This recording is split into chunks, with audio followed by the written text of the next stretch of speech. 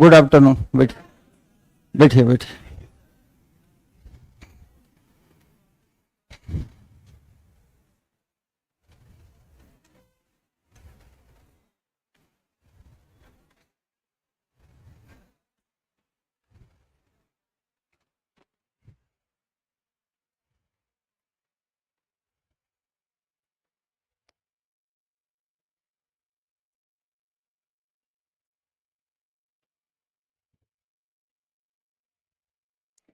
किसी ने प्रश्न रखा है यहाँ पर, आवाज थोड़ा बढ़ाइए। सीता और गीता क्रमशः प्रत्येक 2 दिनों और प्रत्येक 3 दिनों के अंतराल के बाद तैराकी के लिए जाती हैं। यदि 1 जनवरी को दोनों एक साथ तैराकी के लिए गई थी तो अगली बार कब साथ में जाएंगे? इसको जिसने भी पूछा है इसको 2 तरीके से अटेम्प्ट कर सकते हैं। यूपीएससी का क्वेश्चन है ये, प्रीवियस ईयर का। 2 दिनों और 3 दिनों के अंतराल के बाद शब्द है ना, तो 1 दिन ज्यादा हो जाएगा। तो एक मेथड ये है 2 + 1 = 3, 3 + 1 = 4। इन दोनों का एलसीएम लिया 12। 1 जनवरी को गई थी तो अगली बार 13 जनवरी को। अब आप सोचेंगे कि जिसको मैथ आती होगी उसका हो जाएगा सर, उसका भी नहीं होगा, क्योंकि वो 2 और 3 का एलसीएम लेगा तो 6 आएगा, और 1 में 6 जोड़ेंगे तो 7 तारीख भी 7 जनवरी भी ऑप्शन में था। यहां यह समझने की जरूरत है कि अंतराल के बाद 2 दिनों और 3 दिनों के अंतराल के बाद, जो के बाद है हमेशा एक ज्यादा हो जाएगा। एक तरीका यह था, यानी आपको अंडरस्टैंडिंग आएगी तब आप +1 करेंगे, अंडरस्टैंडिंग के बाद अब आपका एलसीएम आएगा तो आप लघुत्तम लेंगे। और मान लो कि आपको कुछ नहीं आता पर आप दिमागदार बहुत हो। जब मैं बोलता हूं आपको कुछ नहीं आता तो आप दिमागदार बहुत हो, तो लोग बिल्कुल शॉक्ड हो जाते हैं। ऐसा कैसे हो सकता है? किसी को कुछ ना आए दिमागदार कैसे हो सकता है? हो सकता है। आप कभी देखे होंगे बचपन में जो छोटे बच्चे होते हैं, कभी आप भी छोटे रहे होंगे, तो कई कई घरों में क्या होता है, छोटे बच्चों को छोटी छोटी बात पे डराया जाता है, डांटा जाता है। जब आप किसी छोटे बच्चे को डांटेंगे जिस समय उसका ब्रेन डेवलप कर रहा होगा, तो उसका जो इमोशनल वाला हिस्सा होता है वो ज्यादा एक्टिव हो जाता है, और जो आईक्यू वाला हिस्सा होता है स्लो हो जाता है। अब आप सोचेंगे सर ऐसा क्यों होता है? क्योंकि जो इमोशनल हिस्सा होता है, भावना वाला, वो दरअसल व्यक्ति को डिफेंस सिखाता है। फिर बच्चा क्या होगा, अपने डिफेंस की बात सोचना शुरू करता है, और जैसे जैसे बड़ा होगा तो वो डिसीजन के लिए दूसरों पर निर्भर हो जाता है। आप कभी भी देखते होंगे या आपके लाइफ में भी कई बार ऐसे संकट आते होंगे, तो आप डिसीजन के लिए हमेशा दूसरों के एडवाइस पे निर्भर हो जाते हैं। वो कारण है बचपन में। तो हो सकता है कोई बच्चा ऐसा भी हो जिसको बचपन में इमोशनली टॉर्चर न किया गया हो, और बड़े हो कि उसने पढ़ाई न की हो। तो पढ़ाई न करना, सब्जेक्ट न याद करना, तो सब्जेक्ट से रिलेटेड है, दिमाग से नहीं। तो दिमाग तो उसका तेज हो ही सकता है। तो जिसका दिमाग तेज होगा वो क्या करेगा? 1 जनवरी को दोनों गई, लिख देगा सीता 2 दिनों के अंतराल के बाद और गीता 3 दिनों के अंतराल के बाद जाती है। ये देखिए 1 और 2 दिन बाद जाएगी, तो 2 3 यहां क्या हो जाएगा, फिर 2 दिनों के बाद जाएगी, 5 6 यहां क्या हो जाएगा, फिर 2 दिनों के बाद जाएगी, 8 9 10, फिर 2 दिनों के बाद जाएगी 13। ठीक है। और ये 3 दिनों के बाद जाएगी, तो 1 2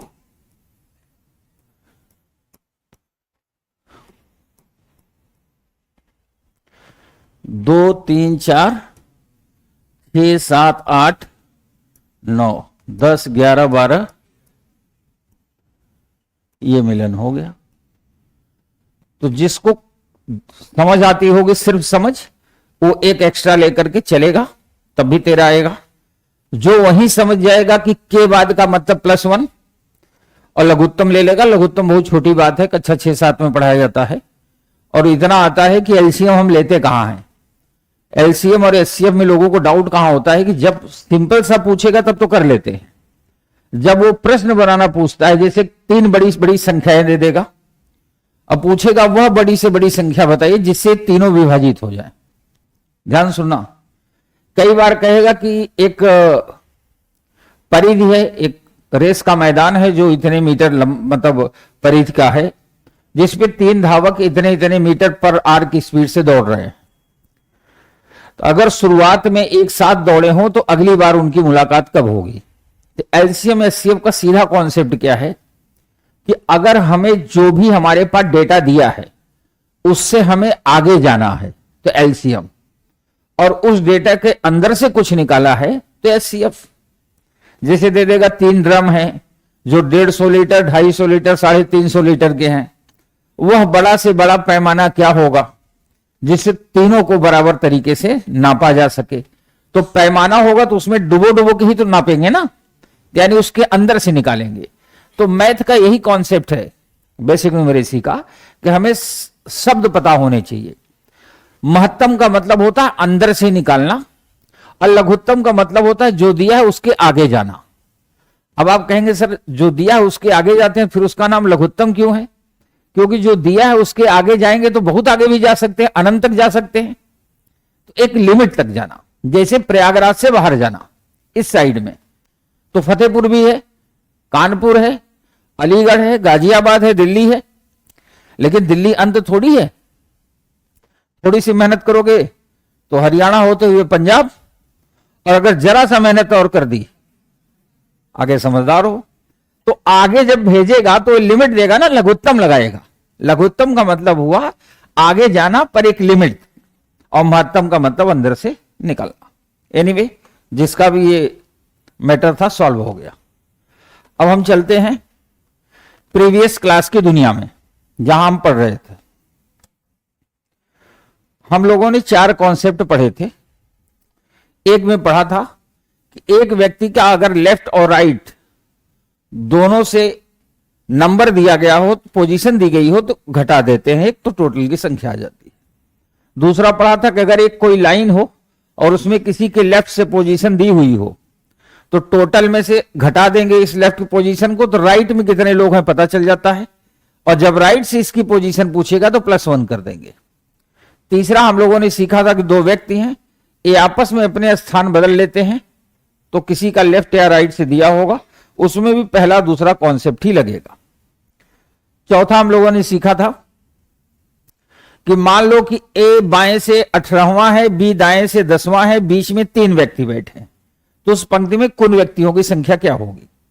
कुल व्यक्तियों की संख्या पूछेगा तो एक तो यह हो सकता है कि ये बाएं से, ये दाएं से, और ये रहा बीच वाला, और ऐसा भी हो सकता है कि ये बाएं से और ये रहा दाएं से, पार कर गया, ओवरलैप कर गया। तो अगर महत्तम निकालना होगा, अधिकतम निकालना होगा, तो हम केवल जोड़ देंगे, आंसर आएगा। लेकिन जब ओवरलैप करेगा तो उसके लिए फॉर्मूला सोचा था, छोटी संख्या माइनस बीच वाली संख्या -2 प्लस बड़ी वाली संख्या। अब मैं समझता हूं कि अब धीरे धीरे आप इस मामले में एक्सपर्ट हो गए हो। एक प्रश्न और करते हैं, लिखिए।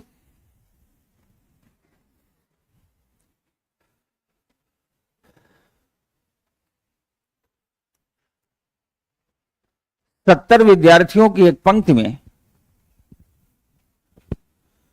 70 विद्यार्थियों की एक पंक्ति में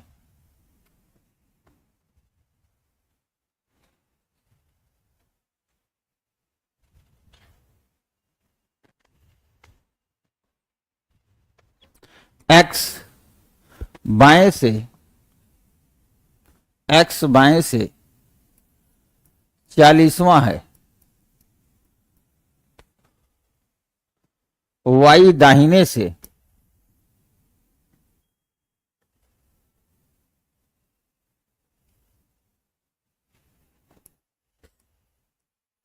36वां है, 36। तो इन दोनों के मध्य में बैठे हुए व्यक्तियों की संख्या क्या होगी?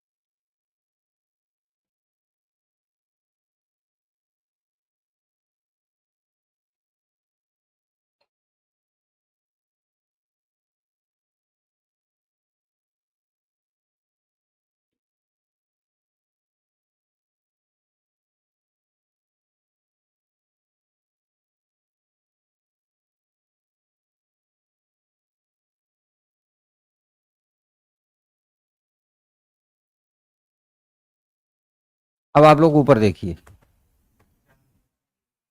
Be relax. कितने लोगों का आंसर आ गया है? फिर तो सभी का आ गया, फिर तो ठीक है।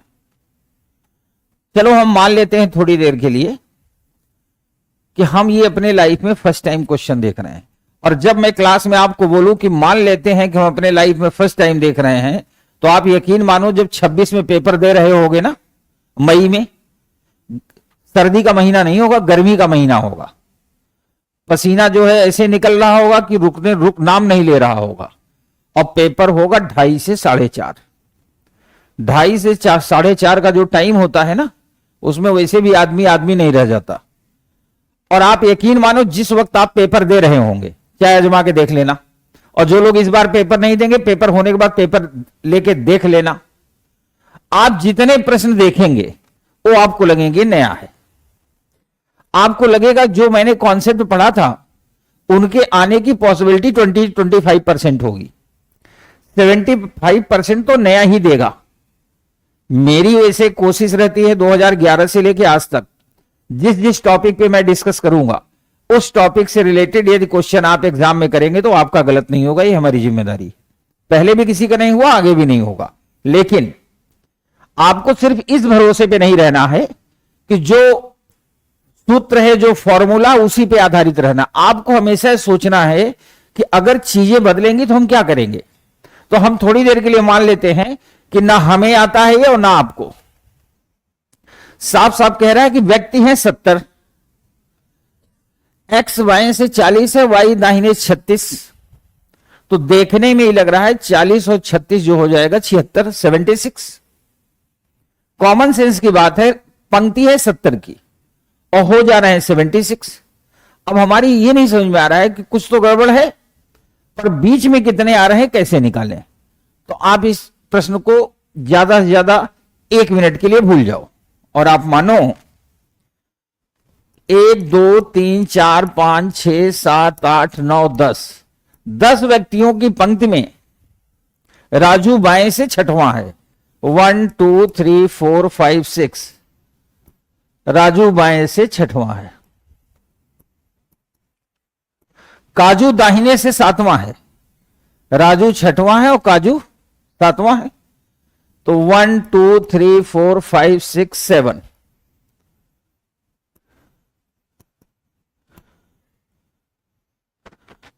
सातवां है, दिख रहा है। और ये संख्या भी टोटल 10 है और 6 7 13 होगा,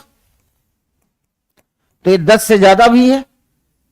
अब एक बात हमें क्लियर हो गई कि अगर पंक्ति में जो संख्या दी हुई है उसमें दिए हुए लेफ्ट और राइट का एडिशन यानी जोड़ अगर कुल संख्या से ज्यादा है, इसका मतलब यह तभी हो सकता है जब ओवरलैप होगा। अब हमें फॉर्मूला नहीं पता तो हम फॉर्मूला जनरेट करने के लिए इसको हल कर रहे हैं। अब हमने इसको होश में देखा, ये टोटल है 13, ये कुल है 10, और यहां फॉर्मूले में सेट भी दिख रहा है, बाएं से छठवां, दाहिने से 7वां, और बीच में कितना है, केवल एक आदमी। अब अगर हम 13 में से 10 घटा दें तो कितना आएगा, 3। एक तो आया नहीं।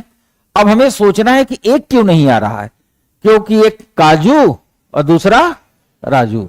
अब ये क्या होंगे, माइनस होंगे। तो -2 = वहां पे क्या था, 76 और 40, 36 और 40, 76 था। 76 में से 70 घटाया कितना आया, 6 में से 2 घटाया कितना आया, ये हमारा क्या हो गया। यानी आप फॉर्मूला जनरेट करना सीखें तो एग्जाम में जब भी कुछ नया आएगा आप कर लेंगे, नहीं होगा नहीं।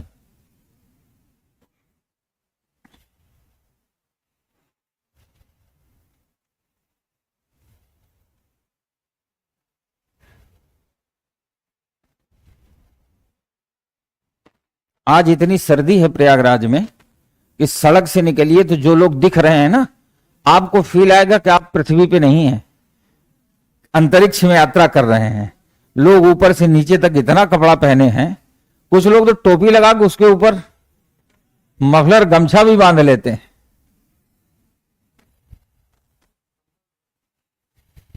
नहीं, कंबल तो वो लोग ओढ़ रहे हैं जो नहा नहीं रहे हैं। सबसे ज्यादा सर्दी उन्हीं को लगती है। लोगों को लगता है सर्दी में नहीं नहाएंगे काम चलेगा। जो नहीं नहाएंगे उन्हीं को सबसे ज्यादा सर्दी लगेगी, जो नहाएगा उसे सर्दी नहीं लगेगी। अच्छा, जो नहीं नहाए हैं वो अंदर से सोच रहे होंगे।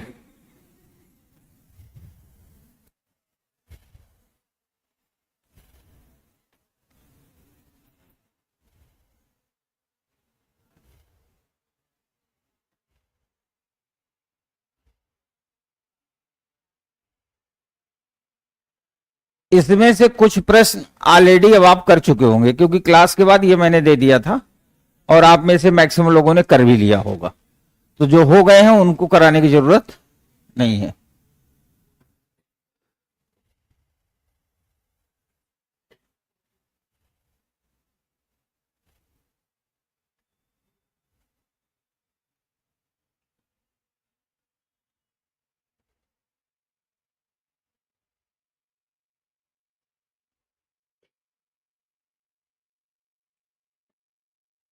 एक प्रश्न ये करो जरा,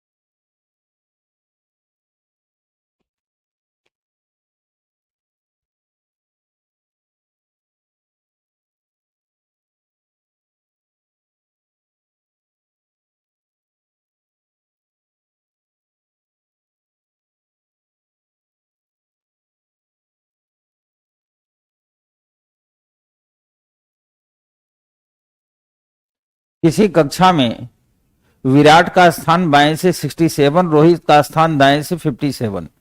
यदि उन दोनों के बीच में 32 व्यक्ति बैठे हैं तो पंक्ति में न्यूनतम व्यक्तियों की संख्या क्या है? यहां उसने पंक्ति में व्यक्तियों की संख्या नहीं, न्यूनतम पूछा। न्यूनतम का मतलब केवल न्यूनतम निकालना है। तो छोटी संख्या माइनस -2 प्लस बड़ी संख्या।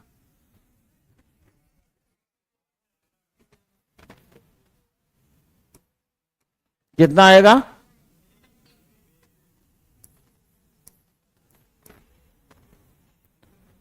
क्या कह रहा है?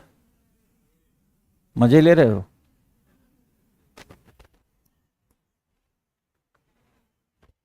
ठीक है।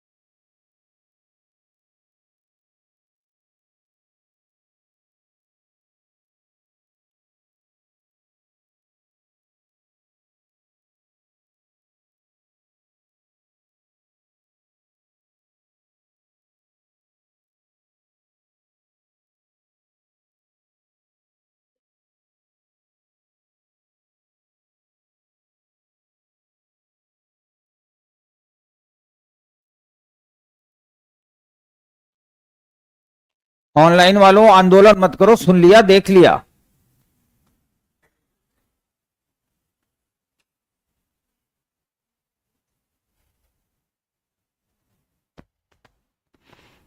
देखो सीसेट की क्लास ले रहा है एक लड़का, किसी लड़की को लिख रहा है कि लक्ष्मीकांत पढ़ लो तुम्हारा हो जाएगा।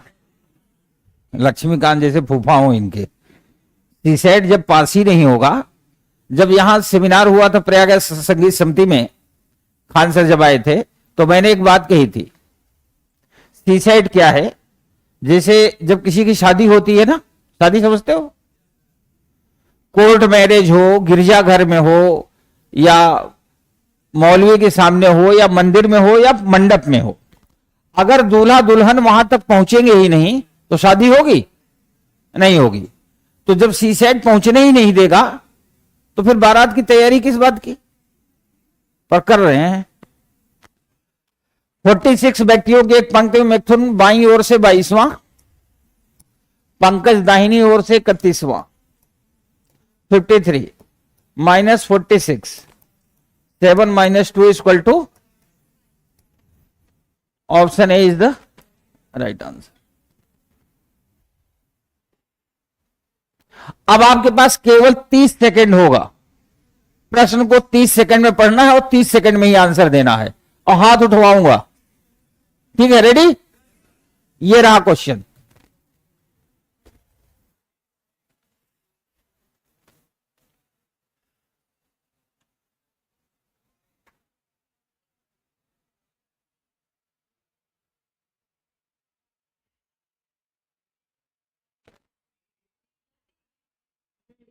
हाथ उठवाऊंगा, क्यों चिंता करते हो?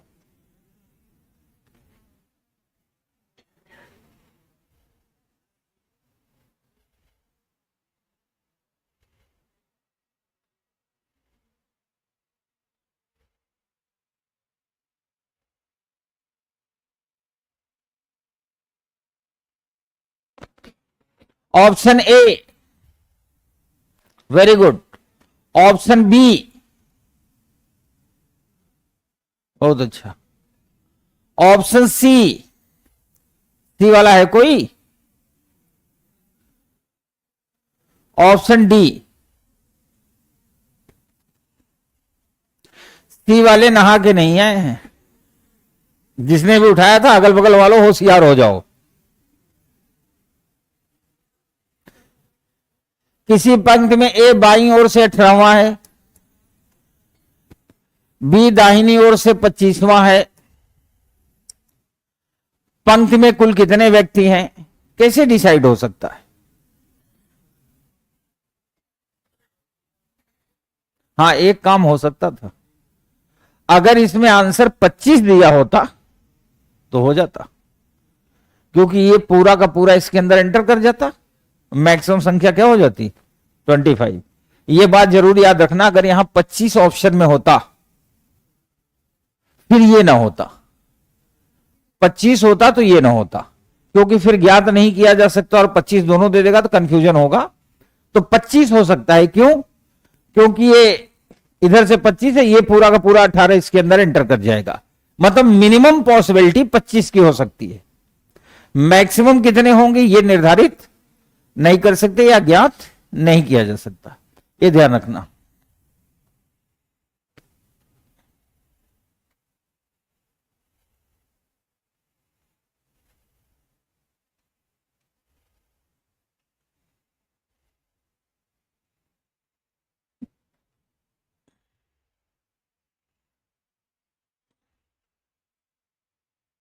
ये प्रश्न वैसे आप सभी ने कर लिया होगा, लेकिन फिर भी करा ही देता हूं।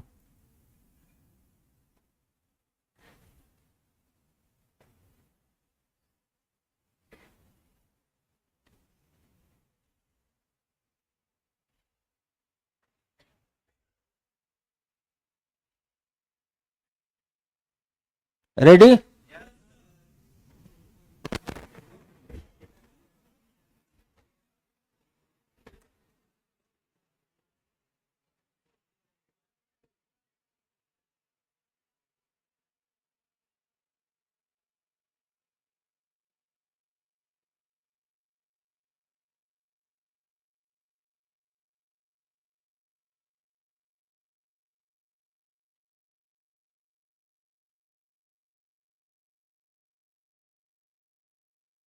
हाथ उठवाऊंगा, आप बिल्कुल चिंता ना करें, आप हल करें, 1 मिनट बाद आपको हाथ उठाना है।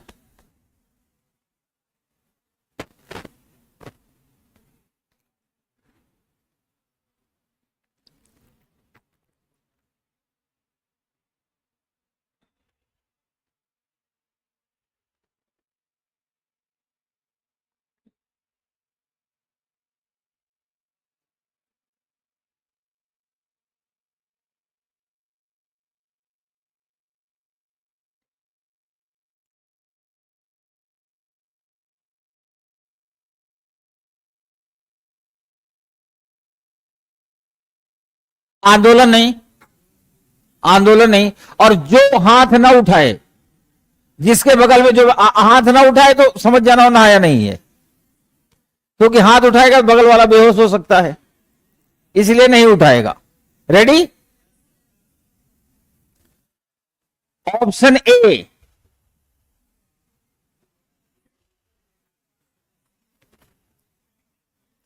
ऑप्शन बी, ठीक है, ऑप्शन सी,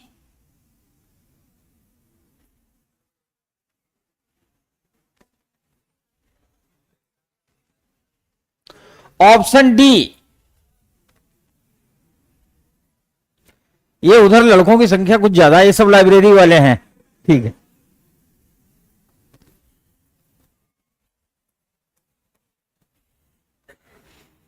अब ऑनलाइन वालों का देख लूं, एक दूसरे से पूछते भी हैं, तुम कहां से हो? अभी पूछोगे, तुम जान भी जाओगे तो क्या कर लोगे?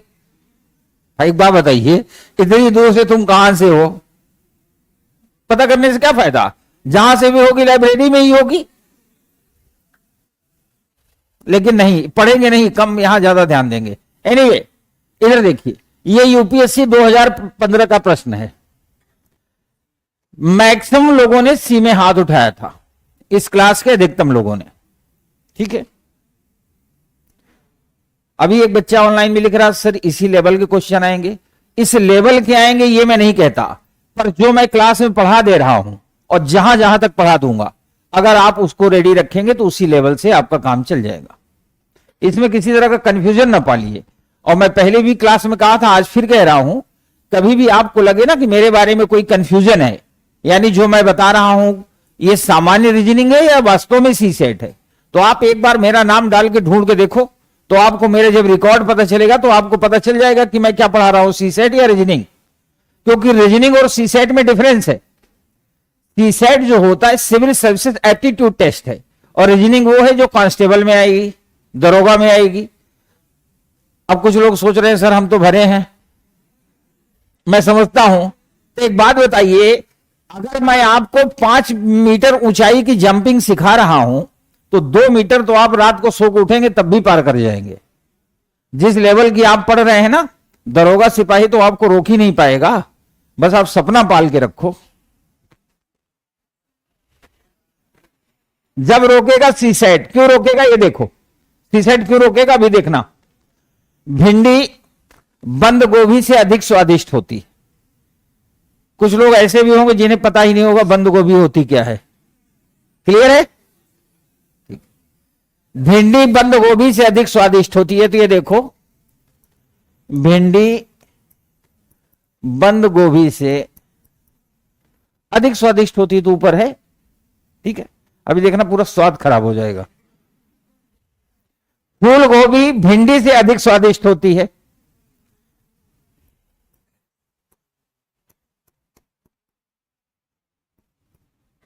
फूल गोभी भिंडी से भी ऊपर हो गई।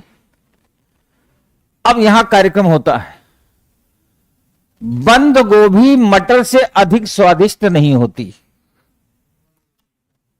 मटर से अधिक स्वादिष्ट नहीं होती, इसके 2 अर्थ निकलते हैं। पहला कि मटर बंद गोभी के ऊपर हो, और दूसरा अर्थ निकलता है कि बंद गोभी और मटर बराबर की हो। ये भी तो निकलता है। फिर ध्यान से सुनो, अभी यूपीएससी ऐसे ही झटका देता है ना, शुरू की लाइन सीधा सीधा देगा प्यार मोहब्बत से, उसी मोहब्बत के चक्कर में लोग नीचे वाले पे ध्यान नहीं देंगे और मोहब्बत गलत जगह हो जाएगी। सही बात है। बंद गोभी मटर से अधिक स्वादिष्ट नहीं होती। जैसे मैं कहूं, आप मान लिया कोई बात बोल रहे हो और मैंने कहा आप इनसे अधिक बुद्धिमान नहीं हो, अधिक नहीं हो, तो दैट मीन्स टू पॉसिबिलिटी, या तो आप कम हो और या तो, बस यूपीएससी यही समझ का प्रयोग कराता है। इसीलिए मैंने यूपीएससी का प्रश्न दिया कि आप ये सीख जाओ कि यूपीएससी आपसे चाहता क्या है, कि आप समझ कैसी रखते हो। और ऐसा नहीं सिर्फ एप्टीट्यूड में, जनरल स्टडी के प्रश्नों में भी आप देखेंगे ना, मेंस का पेपर उठा के, तो आपको लगेगा अगर समझ नहीं होगी तो इस प्रश्न का उत्तर हम दे ही नहीं सकते, क्योंकि एक प्रश्न में 5 बातें पूछेगा और पांचों अलग अलग जगह से उठा के पूछेगा, आप उसको कंबाइन नहीं कर पाओगे। तो बेहतर यह है कि हम अपनी अंडरस्टैंडिंग का विकास करें। जैसे उसने कहा बंद गोभी मटर से अधिक स्वादिष्ट नहीं होती, तो इसका मतलब 2 बातें हो गई, या तो बंद गोभी मटर से नीचे है या तो दोनों। और अगर 2 कंडीशन आ जाए कि या तो बराबर है या कम है, तो वहां आप ये निष्कर्ष नहीं निकाल सकते कि वो कम है या बराबर है, ये नहीं निकाल सकते। अब आइए कार्यक्रम पे आते हैं। मटर उतनी ही स्वादिष्ट होती है जितनी की भिंडी। ना, ये तो सीधा सीधा गलत है। सीधा सीधा गलत का मतलब यह है कि जैसे उसने कहा ना कि बंद गोभी मटर से अधिक स्वादिष्ट नहीं होती, तो हो सकता है मटर का लेवल यहां आसपास कहीं टच करता हो। और एक बात और याद रखना, इस प्रश्न में उसने पूछा क्या है, इन कथनों से यह निष्कर्ष निकाला, इस पे फोकस करो। कैन बी, अब देखो इंग्लिश मीडियम का जो बच्चा होगा ना, यहां लिखा होगा कैन बी, तो इंग्लिश मीडियम वाले बचपन से जानते हैं कि जब भी हम किसी बात में कैन बी या मे बी लगाएंगे तो दैट मीन्स सस्पेक्टेड, मतलब हो सकता है, नॉट टू बी कंफर्म, यानी होने की संभावना है। पर हिंदी माध्यम वाला, उसको क्या ही फर्क पड़ता है, उसने पूछा है कि हो सकता है या हो गया, क्या फर्क पड़ता है, यह समझना है हमें। निकाला जा सकता है मटर उतनी ही स्वादिष्ट होती है जितनी की भिंडी, यह नहीं निकाला जा सकता। मटर उतनी ही स्वादिष्ट होती है जितनी फूल गोभी और भिंडी, यह भी नहीं निकाला जा सकता। इन चारों सब्जियों में बंद गोभी सबसे कम स्वादिष्ट होती है, यह बात भी हम कह नहीं सकते, क्योंकि मटर और बंद गोभी बराबर भी हो सकती हैं। Now the last answer is phool gobhi band गोभी से, मतलब ये डेटा कंफर्म है। मटर वाला डेटा कंफर्म नहीं है, लेकिन ये डेटा कंफर्म है कि फूल गोभी भिंडी से अधिक स्वादिष्ट। So option D is the, इसे कहते हैं जब जागो तभी सवेरा। तो अब जागना सीख जाओ, नहीं ऐसे ही धोखा होगा। आप कहोगे सर ने तो सब पढ़ा दिया था, पता चला गोभी के चक्कर में फंस गए।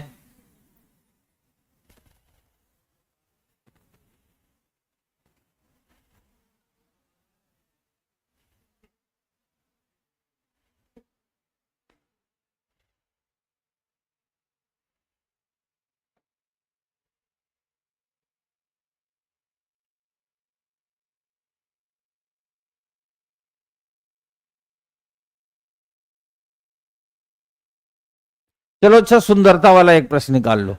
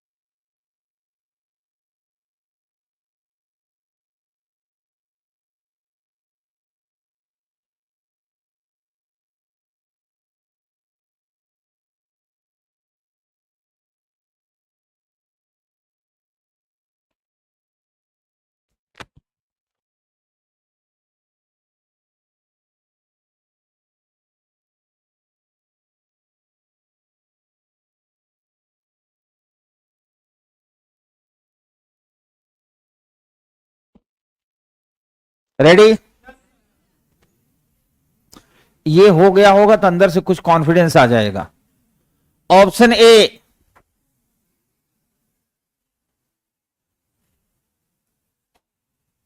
Option B, option C. हाँ, ये न डरा करो कि लोग हाथ नहीं उठा रहे हैं तो हम क्यों उठाएं, क्योंकि आपको लगता है पूरी भीड़ से एक ही दो लोगों का तो फाइनल सिलेक्शन होता है, ये तो पता ही है ना। तो आप जब तक मेरी क्लास चल रही, कम से कम आप इस बात पे फोकस रखो कि जितने सही हो सकते हैं सही होने का प्रयास करो। ऑप्शन डी ठीक है। गीता सीता से अधिक सुंदर है। तो गीता जो है सीता से अधिक सुंदर है, लेकिन रीता जितनी सुंदर तो कितनी सुंदर है? करा बहुत सुंदर है। गीता सीता से सुंदर है लेकिन रीता जितनी सुंदर नहीं है। इसका मतलब Rita is greater than Gita.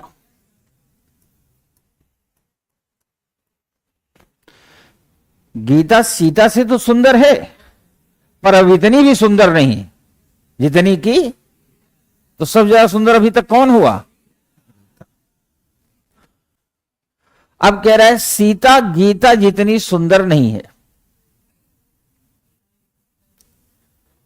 बिल्कुल सही है। सीता रीता से ज्यादा सुंदर है, गलत है। रीता गीता जितनी सुंदर, ये लाइन जब बोला जाता है ना कि रीता गीता जितनी सुंदर नहीं है, तो इस लाइन का मतलब हुआ वो ये कहना चाहता है Gita is greater than Rita. तो ये तो गलत है। गीता रीता से ज्यादा सुंदर है, गीता रीता से ज्यादा सुंदर है। करा एकदम गलत है। क्यों? जानते हो इनको? मतलब पूरे कॉन्फिडेंस से कह रहा है कि एकदम गलत बात है। कोई बात नहीं, option A is the right answer.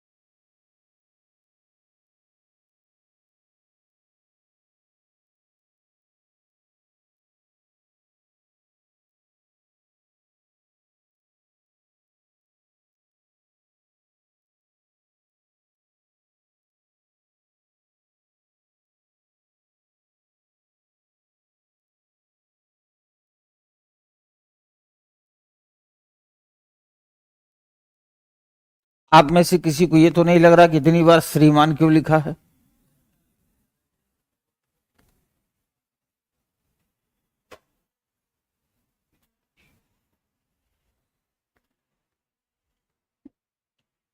आ गया? कितना आंसर है इसका? क्या आएगा?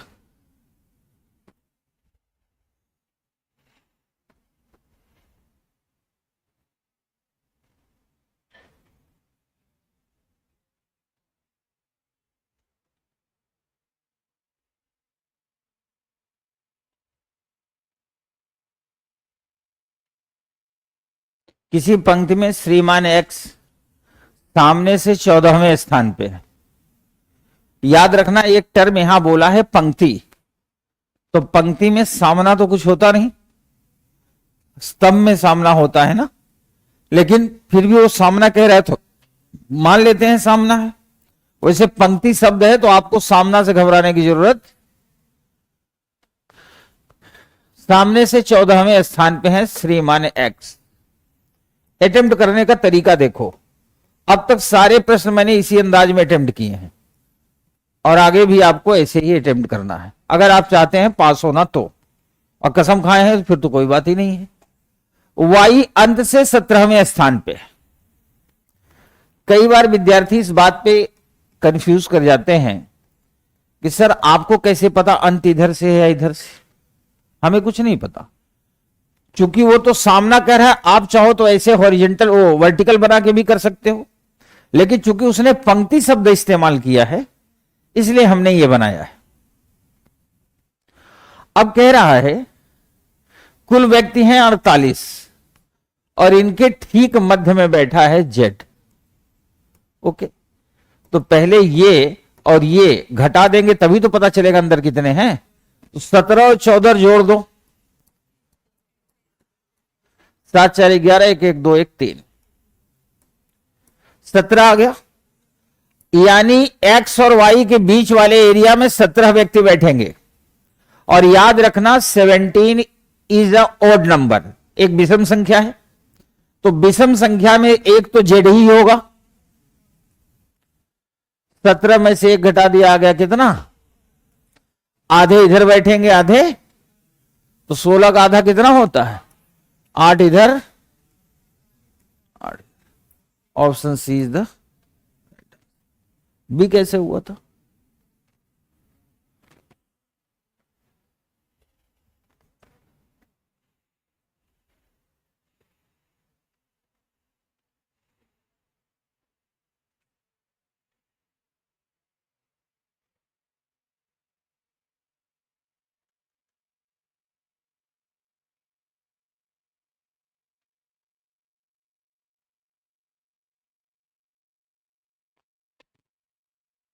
ठीक है।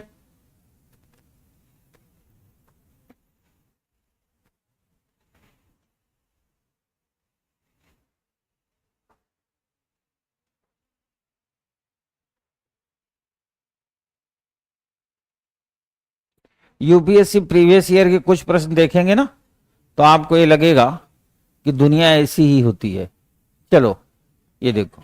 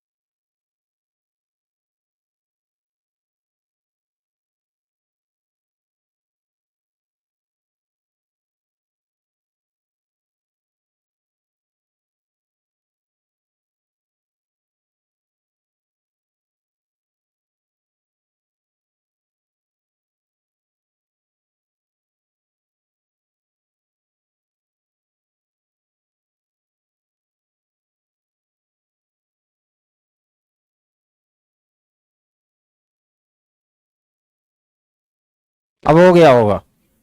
चलो रेडी,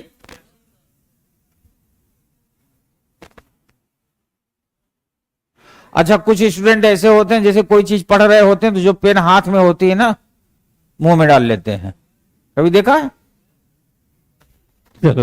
मैंने और लोगों ने भी डाला था। ये कंसंट्रेट करते हैं पेन मुंह में डाल के। ये वही बच्चे हैं जो बचपन में उंगली मुंह में डाल के रखते थे। और दूसरा एक काम और करते थे, वो मैं बताऊंगा नहीं, नहीं जो जो अभी पेन डाले थे अगल बगल वाले हंसेंगे ना उनको, वो बाद में बताऊंगा। सर्दियों के टाइम में एक काम और करते थे वो सब, बताओ क्या करते थे? सर्दियों में क्या होता है व्यक्ति को? जुकाम। तो और एक काम क्या करते हैं? अब देखिए ये यूपीएससी का प्रश्न है 2013 का। कोई बात नहीं, जस्ट जोक। ये मेरे कहने का मतलब, अब आप आईएएस की तैयारी करते हो। मेरे प्रोफेसर ने कहा था कि जैसे जो चीज बनना चाहते हो ना, उसके जैसे दिखने लगो। तो मैं छोटा था, मुझे लगा कि मैं तो आईएएस बनना चाहता था, तो मैं दूसरे दिन कोट पैंट टाई पहन के पहुंच गया उनके यहां। अब सब ड्रेस पहन के गए थे, मैं कोट पैंट टाई में। सर ने कहा खड़े हो जाओ, ड्रेस में क्यों नहीं आए हो? हमने कहा सर कल आपने कहा था कि जैसे बनना चाहते हो उससे उसी तरह दिखना शुरू हो जाओ। तो कहा इसका मतलब? कहा सर मैंने सुना है जितने भी आईएएस अधिकारी होते हैं कोट पैंट टाई पहनते हैं, क्योंकि मेरा बनना, वही बनना मेरा सपना है, इसलिए मैंने पहन लिया। उस समय तो उन्होंने कुछ नहीं बोला। कहा क्लास के बाद आना ऑफिस में। मैं गया, कहा बस तुरंत बन जाओ। हम कहा क्या? कान पकड़ के 4 बार उठक बैठक करो। मैंने किया। फिर उन्होंने क्या समझाया, कहा जो आप बनना चाहते हैं उसके जैसे दिखने लगे। इसका मतलब यह हुआ कि आपको प्रदर्शित न करना पड़े, आपके व्यक्तित्व में दिखने लगे। और यह बात आप मान के चला करो कि फाइनली हमारी आपकी केजीएस में मुलाकात इसलिए हो रही है क्योंकि you are preparing for the UPSC या स्टेट पीसीएस। कांस्टेबल के लिए यहां मुलाकात नहीं हो रही। और आप यकीन माने कांस्टेबल के तमाम संस्थान पूरे देश में चलते हैं, और कई संस्थान ऐसे जो मुझे ऑफर भी करते हैं। ऑफर का मतलब सर हमारे यहां पढ़ा दो। मैंने जीवन में कसम खा रखी थी कि कभी भी कांस्टेबल, दरोगा, ये सब में मैं पढ़ाऊंगा नहीं। और उसका रीजन क्या है? कांस्टेबल दरोगा से दिक्कत नहीं है, वो भी एक नौकरी का पार्ट है। बहुत से लोग नौकरी कर रहे हैं जिनके पास व्यवस्था नहीं है। मेरे कहने का मतलब यदि आपके पास उम्र है तो थोड़ा सा ऊपर सोचो। और ऊपर सोचने का मतलब यह हुआ कि अब आप सभी जो क्लास में बैठे हैं उनकी उम्र 18 साल से ऊपर है। कई तो 20-21 के ऊपर है, पर हम मिनिमम 18 लेके चलते हैं क्योंकि 2, 4, 10 18 वाले भी हो सकते हैं। यानी हर कोई 18 साल के ऊपर है और जाना चाहता है देश की सबसे बड़ी सर्विस में, जहां व्यक्तित्व का मतलब है, आपके कम्युनिकेशन का मतलब है, जहां आपके राइटिंग स्किल का मतलब है, जहां आपकी थिंकिंग एबिलिटी का मतलब है, जहां आपके डिसीजन मेकिंग का मतलब है। और याद रखें ये सारी बातें एक दिन में कभी नहीं आएंगी, और अगर 5 साल में भी आ जाए तो आप समझ लीजिए आप सबसे किस्मत वाले व्यक्ति हैं। व्यक्तित्व तो ऐसे नहीं बदलता। ऑटो में बैठ के जा रहे हो, मान लिया आप 4 लड़के हो और सामने 2 लड़कियां बैठी हैं, बेचारी ये एक ही बैठी है। अब उसको घूरो मत, क्योंकि आप आईएएस तैयारी कर रहे हो ना। और आप उस समय अगर मान लिया किसी मनोरंजन वाले विषय पे बात भी कर रहे हो, जैसा कि सामान्यतः पाया जाता है कि 4 लड़के अगर बैठे हैं तो कोई ना कोई विशेष बात ही करेंगे। आप ये मत सोचना कि लड़कियां नहीं करती, वो भी विशेष करेंगे। मेरे कहने का मतलब अब आप भारत की सबसे जिम्मेदार सेवा में जाने की तैयारी कर रहे हो, तो इतना जिम्मेदार बनो कि आपकी वजह से कोई खुश ना हो तो कोई बात नहीं, पर आपकी वजह से कोई अनकंफर्टेबल फील ना करे। यह है व्यक्तित्व का हिस्सा। अपने मम्मी पापा से भी बात करो तो उन्हें भी खुशी दो कि उनको यह लगे कि जब मेरा कालू गया था प्रयागराज तब ऐसे बोलता था। 6 महीने बाद आपकी भाषा, आप घर जाओ अपने घर वालों से बात करो तो उनको आपकी भाषा से लगे कि अब आप बदल गए हो, है ना। लड़कियां भी जैसे क्या होता है कि छोटी छोटी बात में हम इरिटेट करते हैं ना, ये आप सीखो। इस समय मॉक इंटरव्यू चल रहा है दिल्ली में, आपको पता ही है, सब यूपीएससी वाले दे रहे हैं। बड़ा दर्द है लोगों को। लोग गुफा में बंद थे, प्री मेंस हो गया, गुफा से बाहर आ गए। अब गुफा से बाहर आ गए, 275 नंबर की लड़ाई है। कोई पाएगा 210, 215, कोई पाएगा 130, 135। इतने में तो पूरा नाव डूब जाएगी। अब वो चाहते हैं कि कोई उन्हें अलादीन का चिराग मिल जाए और वो उसको घुमाकर काम चला लें। अब घूमेगा नहीं, तो जो हमें बनना है वैसे हम दिखें। मेरे कहने का मतलब यहां इस पर्टिकुलर फोकस में भी था कि यूपीएससी देखिए ये प्रश्न दिया है, अगर आप इस पूरे प्रश्न को पढ़ेंगे तो इनमें बहुत से डेटा ऐसे दिए हुए हैं जिनका इस क्वेश्चन से डायरेक्ट कोई लेना देना नहीं, लेकिन उसने जानबूझ के आपको प्रश्नों में घुमाया है। क्यों घुमाता है? क्योंकि इतना बड़ा प्रश्न होगा और आपकी पढ़ने की स्पीड नहीं होगी तो आप 1.5 से 2 मिनट तो लगा देंगे पढ़ने में, और जब 1.5 से 2 मिनट पढ़ने में लगाएंगे तो फिर सोचने में भी लगाएंगे। तो हो सकता है 2.5 से 3 मिनट बाद आपको लगेगा कि सर मेरा तो 2.5 मिनट में आंसर आ गया। आप में से कुछ लोग होंगे जो ये सोचेंगे सर मेरा तो 2 ही मिनट में आ गया था। पर हकीकत है कि यहां से तो हमें 1 मिनट में आंसर निकालना था, क्योंकि यहां से 1.5 मिनट हमें बचाने थे। ये वो प्रश्न होते हैं जहां से हम टाइम बचाते हैं, और वो टाइम कहां लगाएंगे? जो प्रश्न कठिन होंगे वहां ज्यादा टाइम लगेगा या कॉम्प्रिहेंशन में ज्यादा टाइम लगेगा, तो हम यूटिलाइज करेंगे। तो इसमें हमें नहीं खुश होना कि हमने 2.5 मिनट में आंसर कर लिया। अब देखिए, गीता अपनी चचेरी बहन मीना से उम्र में बड़ी है, तो गीता मीना से बड़ी है। मीना का भाई विपिन गीता से भी बड़ा है। बस जब मीना और विपिन गीता के घर जाते हैं तो वे शतरंज खेलना पसंद करते हैं। गीता की अपेक्षा मीना प्रायः अधिक बार जीतती है। गीता की अपेक्षा अधिक बार जीतती है। यहां विपिन की कोई तुलना नहीं किया। उपर्युक्त सूचना के आधार पर नीचे दिए गए 4 निष्कर्ष निकाले गए। इनमें से कौन सा एक उपर्युक्त दी गई सूचना तर्कसंगत रूप से अनुगमित होता है? गीता और मीना के साथ शतरंज खेलते समय विपिन अक्सर हारता है। यह बात तो कही नहीं की। गीता तीनों में सबसे ज्यादा उम्र की है, क्योंकि विपिन ऑलरेडी उनसे बड़े हैं, है ना। गीता खेल में हारना नापसंद करती है। ऐसा तो कोई काम की नहीं, उसने पत्थर तो चलाया नहीं। अगर ये होता कि जब गीता हार जाती है तो चप्पल जूता पत्थर जो होता है चलाने लगती है, तो आप समझ जाएंगे कि गीता पागल हो जाती है हारने पे। पर ऐसी बात तो है नहीं। अब आप ये सोचेंगे कि मैंने ये गीता पे ये कमेंट क्यों किया, क्योंकि यूपीएससी में ये प्रश्न आ चुका है 13 में। अगर उसका मूड हुआ कि 26 में देना है तो इसमें गीता को पागल घोषित कर देगा, तो ऑप्शन बदल जाएगा, है ना। हो सकता है विपिन की शादी करा दे और पत्नी भाग जाए, यह भी तो हो सकता है। अब यूपीएससी कुछ भी करा सकता है, अगर कराएगा तो आपको करना पड़ेगा। मीना तीनों में सबसे कम उम्र की है। Option D is the.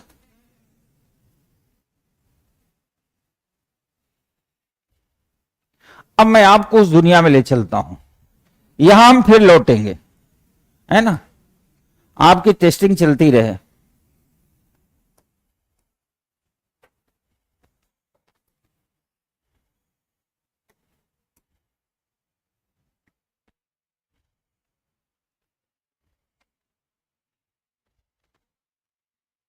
लिखिए, ऑनलाइन वालों लिखना शुरू करो।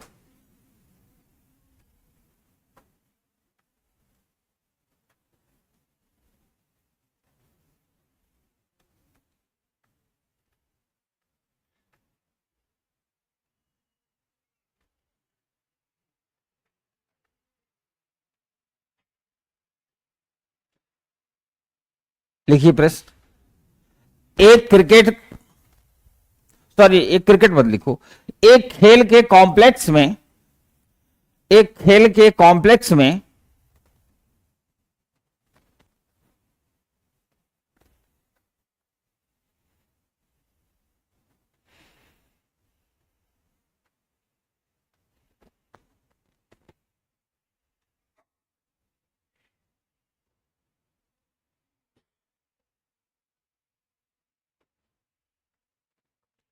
तीन बैच बनाए गए हैं।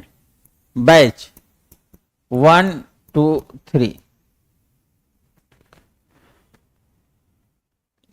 एक कॉम्प्लेक्स में 3 बैच बनाए गए हैं, 1 2 3।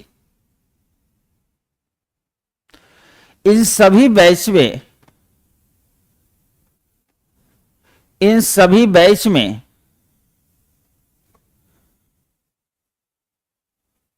100 मीटर की रेस यानी दौड़, 100 मीटर की रेस यानी दौड़ में भाग लेने वाले खिलाड़ी हैं।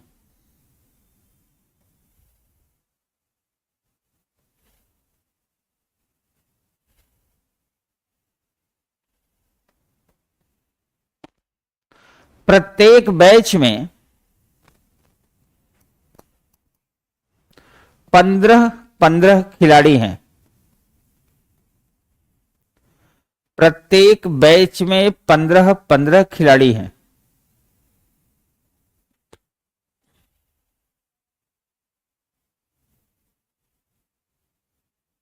लिख लिया?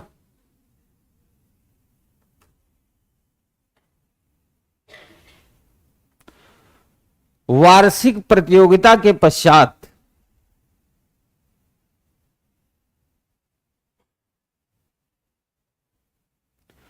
अलग अलग बैच की मेरिट सूची जारी की गई।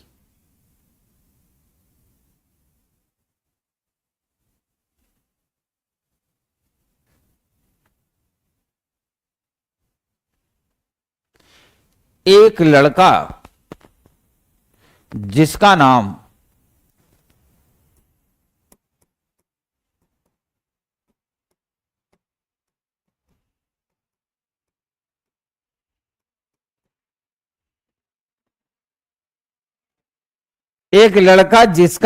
बाबू डिब्बा है, बाबू डिब्बा,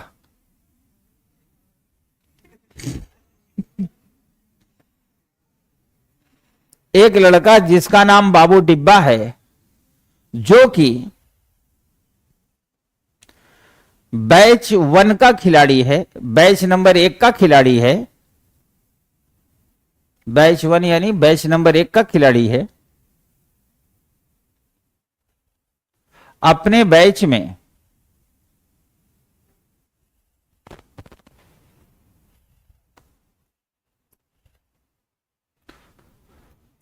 ऊपर से 9वें स्थान पे है। 9वें मतलब 9th।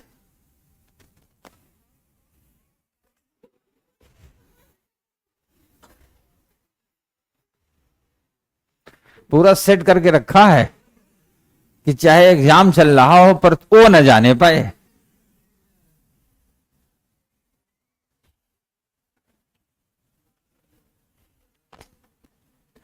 अपने बैच में ऊपर से 9वें स्थान पे है। जब उसका स्थानांतरण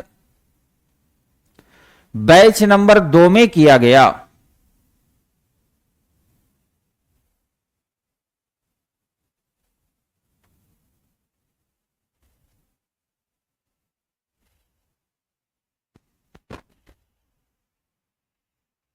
बैच 2 में स्थानांतरित किया गया, तब वह नीचे से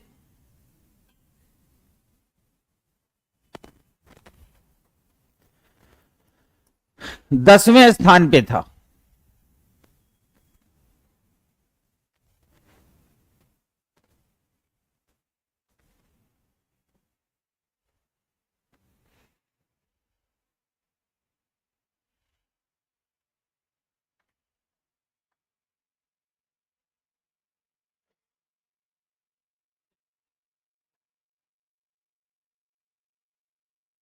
आगे लिखो, भी बाबू डिब्बा नाम है उसका, हल्का फुल्का आदमी नहीं है। जब उसका स्थानांतरण बैच 3 में किया जाता है, जब उसका स्थानांतरण बैच 3 में किया जाता है, यानी बैच नंबर 3 में किया जाता है,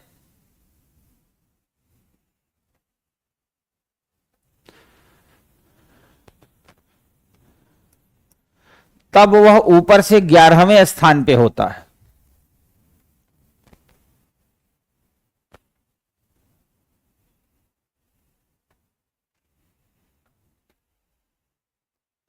यदि तीनों बैच मिलाकर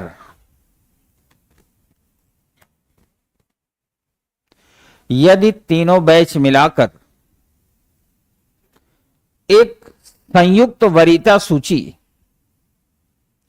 एक संयुक्त वरीयता सूची, संयुक्त मतलब ज्वाइंट मेरिट, संयुक्त वरीयता सूची जारी किया जाए, तब उस सूची में बाबू डिब्बा का ऊपर से स्थान क्या होगा?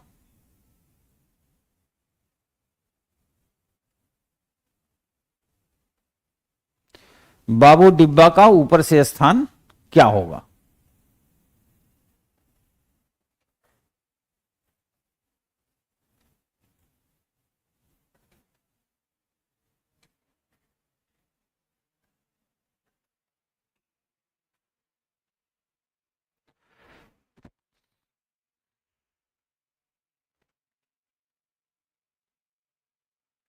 अब आप लोग अटेम्प्ट करें, ऑनलाइन वाले भी ऑफलाइन वाले भी। ऑनलाइन वाले जो मजे ले रहे हो एक दूसरे से, उसकी जगह आंसर लिखो।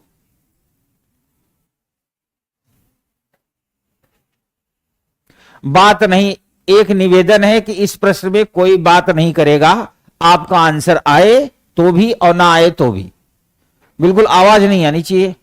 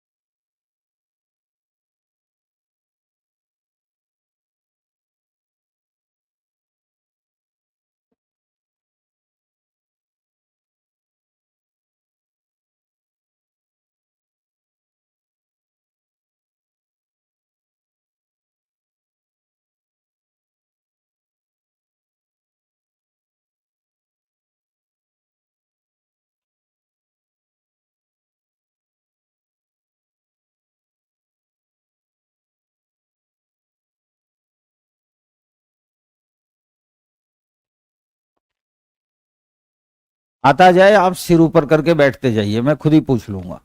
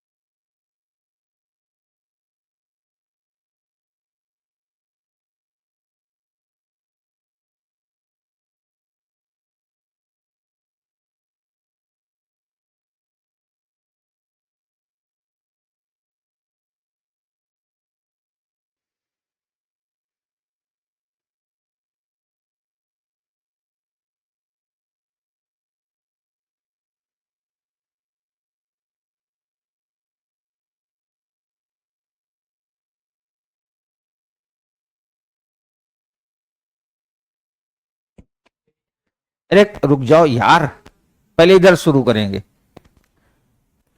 10, 26, तुम्हारा कितना था बेटा? 11, 25, 23, 8, 8 वाला कहां है? 15 किसका आया? आ गया। 24 वाला कहां है? 24 वाले जितने हाथ उठा दे। 24 इज द राइट आंसर। एक एक यहां तक ले आया था, जब उसने देखा कोई नहीं उठाया, नीचे कर लिया। 16 भी नहीं बिका था, हाँ 16 बिक गया। 22,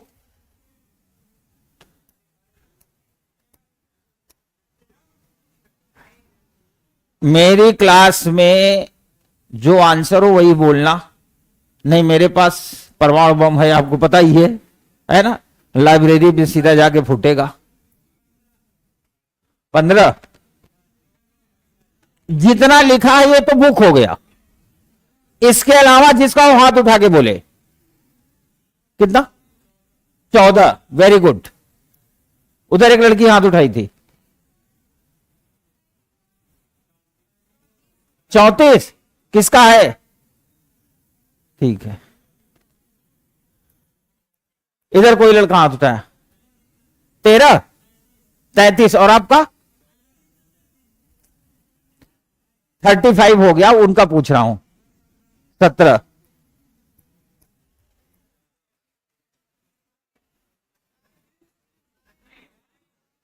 27, 9 और आपका कितना है भाई साहब?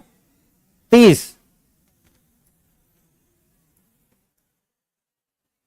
अच्छा ये देखो, बात भी लोग कर रहे हैं, सब्जी बेच रहे हैं, आलू लो, टमाटर लो। भीड़ होने का मतलब ये नहीं होता कि जब खाली, अरे शर्म करो थोड़ा सा। एक प्रश्न में 4 ऑप्शन होते हैं, इतने हो चुके हैं। और जिस हिसाब से लोग लिखा रहे हैं, क्योंकि तीनों में 45 ही थे, 15-15, मैं तो इंतजार में हूं कि कोई 45 के ऊपर का ऑप्शन लिखा है, तब मैं उसको राष्ट्रपति घोषित कर दूं। भाई टोटल 45 है। अब मुझे था कि एक आध बाबा जरूर निकलेगा जो लास्ट में बोलेगा 55। है कोई? 2 लोग मिलकर उठा दो। समझ गया? इसके अलावा कोई ऑप्शन हो तो बताइए।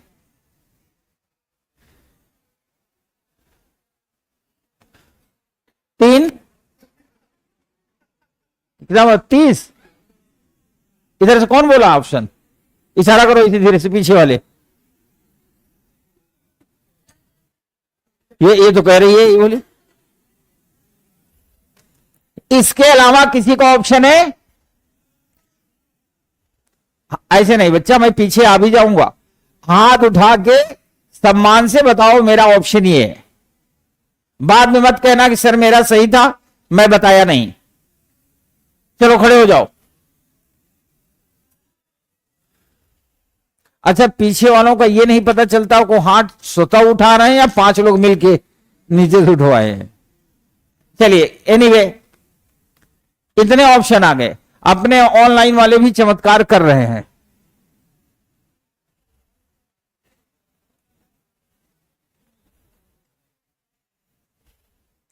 एक स्टूडेंट इस बैच में टिल्लू बाबा की शिष्या भी शामिल है।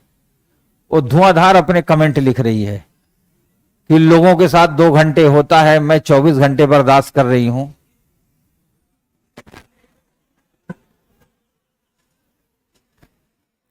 अगर ये ऑनलाइन वाले ना हो तो संसार चलेगा नहीं।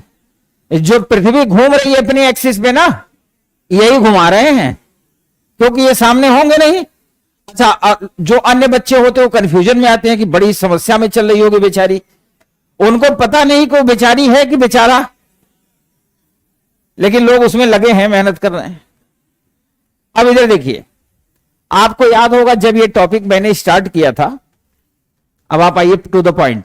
मैंने कहा था ना कि हमारी क्लास में सीसेट चलेगी, रीजनिंग मैथ नहीं चलेगी, सीसेट। सीसेट का मतलब होता है कि प्रश्न आसान हो पर थोड़ा सा टेक्निकल हो। जैसे बंद गोभी, फूल गोभी, भिंडी और मटर गले में फंस गई थी प्रश्न करते वक्त। अगर आप थोड़ा सा केयर नहीं करेंगे तो गलत होने की पॉसिबिलिटी सबसे ज्यादा होगी। और आपको बताऊं कि जो ये प्रश्न अभी मैंने बोला आपको, ये पीपीटी में तो नहीं था, मैंने बोला, इसी तरह के प्रश्न दरअसल होते हैं सीसेट लेवल के प्रश्न।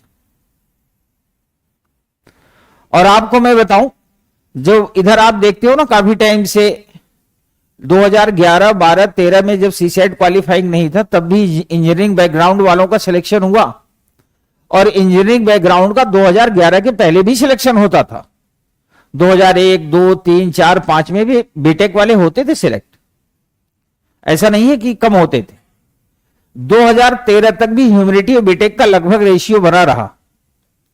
जो 2013 के बाद जब सीसेट क्वालिफाइंग कर दिया गया, तब रेशियो थोड़ा डगमगाया। और 2018 के बाद बीटेक वालों का जो रेशियो है बढ़ता चला गया, अनुपात, और ह्यूमैनिटी बैकग्राउंड का गिरता गया। ह्यूमैनिटी बैकग्राउंड का मतलब ये नहीं हुआ ऑप्शनल सब्जेक्ट। ह्यूमैनिटी बैकग्राउंड का मतलब हुआ graduation from the humanity background. अब सवाल है कि बीटेक वाले ऐसा करते क्यों हैं? मैं आपको बताऊं, जब ये 2011 में सीसेट लाया गया, सिलेबस फॉरवर्ड किया गया और इंजीनियरिंग की वैकेंसी कम हुई। और आप जानते हैं कि समाज में अगर कोई इंजीनियर है बिजली विभाग में या पीडब्ल्यूडी में, जल विभाग में, तो कोई छोटा मोटा गुंडा भी जाके धमका के चला आता है। जबकि वो बीटेक करके आए, इतनी मेहनत करके इंजीनियर बनाए, पर मोहल्ले के गुंडे धमका देते हैं। पर कभी सुना है एसपी को कोई छोटा मोटा गुंडा, छोटा मोटा छोड़ो, बड़ा गुंडा भी एसपी को धमकाता नहीं। साहब करके ही बात करेगा। तो आईआईटीएन जो मेहनत करके इंजीनियरिंग करते थे उनको लगा कि नहीं, पावर का ही सारा खेल है तो हमें शक्ति का ग्रहण करना चाहिए। तो जब वो यूपीएससी फील्ड में आने हुए तो जितने टॉप इंस्टीट्यूशन हैं बीटेक के, जितने भी, कम से कम 10 तो मैं जानता हूं। मैं इसलिए जानता हूं कि 2014 से 2018 के बीच में मैं वहीं मेरे एक प्रोग्राम चलते थे और वहां मैंने देखा कि आईआईटी वाले ऑलरेडी 10-12 घंटे मेहनत करने के आदी होते हैं, प्रोजेक्ट बनाने के आदी होते हैं, सोचने की उनकी प्रैक्टिस होती है। अब उनको 2 ही चीज की जरूरत थी। पहला, कम्युनिकेशन स्किल की, इंट्रोवर्ट से एक्सट्रोवर्ट बनने की। तो वहां पे डिबेट्स प्रोग्राम होने लगे हर 15 दिन पर। टॉपिक दिया जाता है, जिसको पार्टिसिपेट करना है वो तैयार करके जाए, डिबेट में पार्टिसिपेट करे। तो जब आप डिबेट में 100, 200, 500 लोगों के सामने बोलेंगे तो आप में हिम्मत तो अपने आप आ जाएगी कुछ दिन बाद। तो पहला काम ये शुरू किया। दूसरा काम, एप्टीट्यूड के ऐसे प्रश्न जो सीधे सीधे किसी सब्जेक्ट से ना हो लेकिन सोचने को मजबूर करते हो, ऐसे प्रश्नों की प्रैक्टिस शुरू हुई। तो उस समय एक प्रोग्राम ही वहां चलता था, boost your brain change your life. अब तो मैं नहीं जाता, मेरे पास टाइम नहीं है। 2018-19 के बाद तो मैं नहीं गया क्योंकि तब मैं फुल फेज में फिर पढ़ाने में आ गया। लेकिन 2014 से 2018 की ड्यूरेशन में मेरा वहां प्रोग्राम होता था, मैं जाता था। तो वहां प्रोग्राम ही चलता था, boost your brain change your life. तो वहां सोचना सिखाते थे। और मैं आप सारे विद्यार्थियों जो ऑफलाइन बैठे हो उन्हें भी, जो ऑनलाइन है उन्हें भी एक मैसेज दे रहा हूं कि जितनी जल्दी आप सोचना सीख जाएंगे आपकी लाइफ में उतना बेहतर होगा। और यदि आप ऐसा नहीं कर रहे हो तो मेरी शुभकामनाएं आपके साथ हैं। और आप ये बात जानते हो कि शुभकामनाओं से कुछ नहीं होता। वो प्रोग्राम ही चलता था, बाद में वो कभी भी, अब तो तब इतना ऑनलाइन का जमाना नहीं था, यूट्यूब, सोशल मीडिया, ये सब जमाना नहीं था। तब भी हो सकता है एक आध 2 वीडियो पड़े हो मेरे नाम से। तो उस समय प्रोग्राम ही ये चलाया जाता था कि लोग उसको सीख सके, सोचे। और एक बात याद रखें, जितना मल्टीपल टाइम आप सोचेंगे आप उतना ही बेहतर होते जाएंगे। पहले दिन मैंने कहा था कि ये टॉपिक मैं पढ़ा रहा हूं, ये टॉपिक बहुत आसान है, आपको एक एक लाइन समझा समझा के सिखाऊंगा। अगर आप सीख गए तो आप आखिरी प्रश्न का उत्तर देंगे, और नहीं सीख पाए तो आप उसका उत्तर नहीं दे पाएंगे। ये वही प्रश्न था। यानी एडवांस चैलेंज के बाद भी आप मामले में फंस गए। एनीवे, कोई बात नहीं, अब फंसे हो तो आगे ध्यान रखना। इधर देखिए 3 बैच हैं, 1, 2, 3। आराम से लिखो, कोई जल्दी नहीं। प्रत्येक बैच में कितने हैं? प्रत्येक बैच में 15 खिलाड़ी हैं। और ये सारे खिलाड़ी 100 मीटर की रेस में भाग लेते हैं, सारे। अब देखिए, बाबू डिब्बा जो कि बैच 1 का खिलाड़ी है, वरीयता सूची में ऊपर से किस स्थान पे है? 9वें स्थान पे।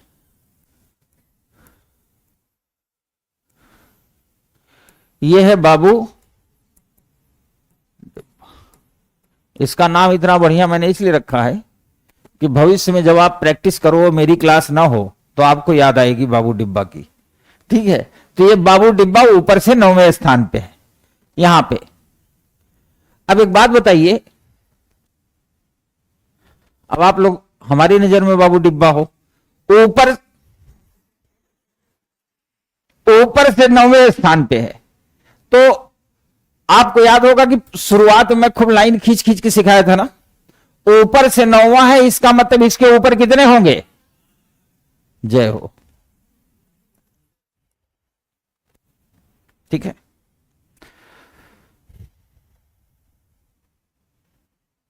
थोड़ा सा रेस्ट कर लो, है ना। मेंटली रेस्ट होना बड़ा जरूरी है।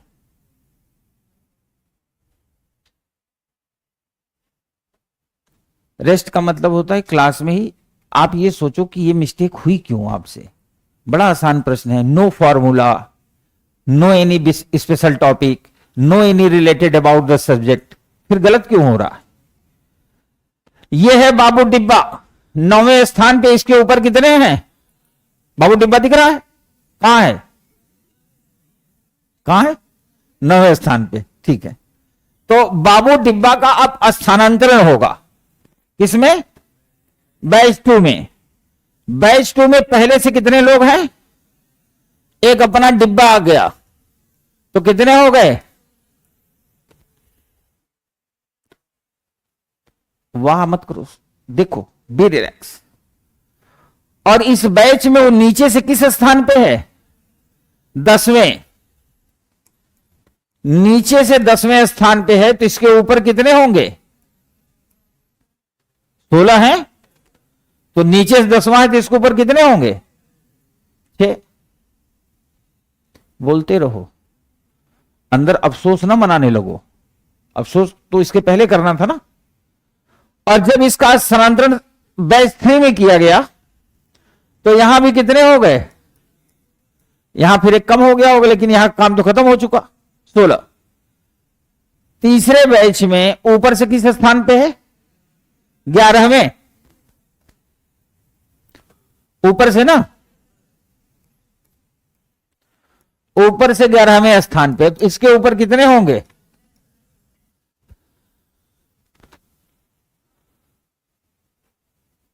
यहां तक किसी को दिक्कत है?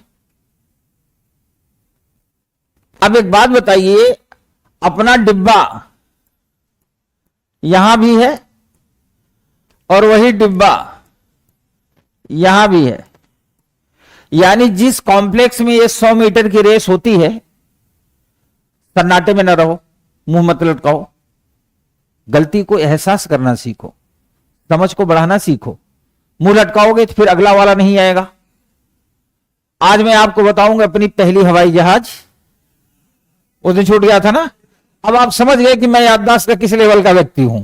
मेरा यहां इंग्लिश मीडियम में बैच चलता है, ऑनलाइन बैच चलता है, तमाम जगह दिल्ली में भी बैच चला है जनरली। लेकिन मुझे याद था कि मैं जाते जाते बोला था कि मैं पहली हवाई जहाज यात्रा सुनाऊंगा, ठीक है, आपको भी ले चलूंगा उसमें। जब मैं सुना रहा हूंगा तो आप फील करोगे, आप बैठे हो, हल्का हल्का झटका लग रहा है, आप देखना, अगर आपको फील ना हो तो बताना। मैं इतने आराम से जहाज ले चलूंगा ना कि आपको फील होगा आप बैठे हो, और एयर होस्टेस आपके बगल में आएगी, मुस्कुरा के बोलेगी एक्सक्यूज मी। अब यहां फोकस करो बाबू डिब्बा पर, बी रिलैक्स, दिमाग को रिलैक्स करो। देखो, आप ये सोचो कि हम गलती क्यों कर रहे थे। जब ये ऊपर से 9वां था तो 8 व्यक्ति इसके ऊपर रहे होंगे। ट्रांसफर होने के बाद नीचे से 10वां है तो 6 व्यक्ति इससे ज्यादा नंबर पाए होंगे। यहां ट्रांसफर हुआ ऊपर से 11वां, इसका मतलब 10 लोग ऐसे होंगे जो इससे ज्यादा अंक पाए होंगे। तो यार टोटल संख्या है 45। अब इनकी एक संयुक्त मेरिट बनेगी और कहा गया बाबू डिब्बा का स्थान क्या होगा। तो बाबू डिब्बा से 8 तो इसमें ज्यादा है, 6 यहां ज्यादा है 14, और 10 ये ज्यादा है 24। 24 लोग तो बाबू डिब्बा से ज्यादा होंगे ही होंगे। तो अपना डब्बा किस स्थान पे होगा? लोग अभी भी नहीं बोल पा रहे हैं, हो सकता गलत ना हो जाए।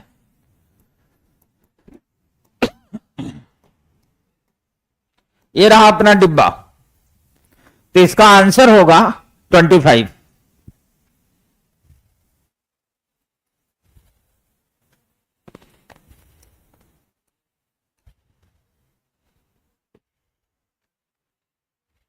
कितना आया था?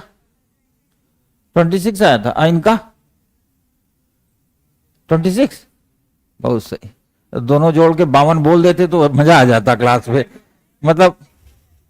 अच्छा, अब ईमानदारी से किसी का 45 से ऊपर आया था? आया जरूर रहा होगा।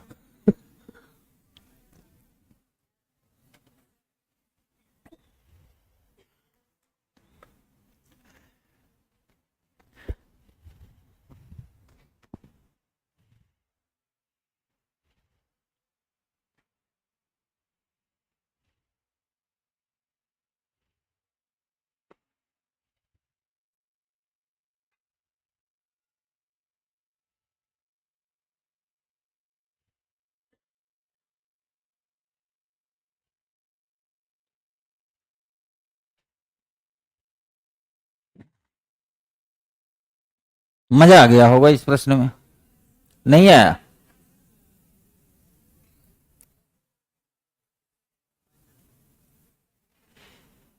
अब हवाई जहाज बैठेगा, मतलब प्रश्न का उत्तर नहीं है हवाई जहाज बैठोगे?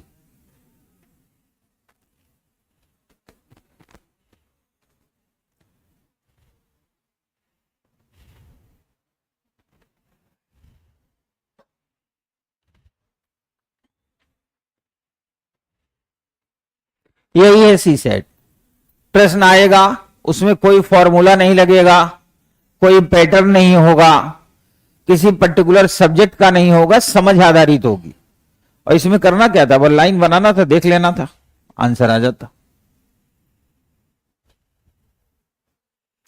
कोई बात नहीं, आपको रेंडम में और भी प्रश्न क्लास में बीच बीच में बोलता रहूंगा।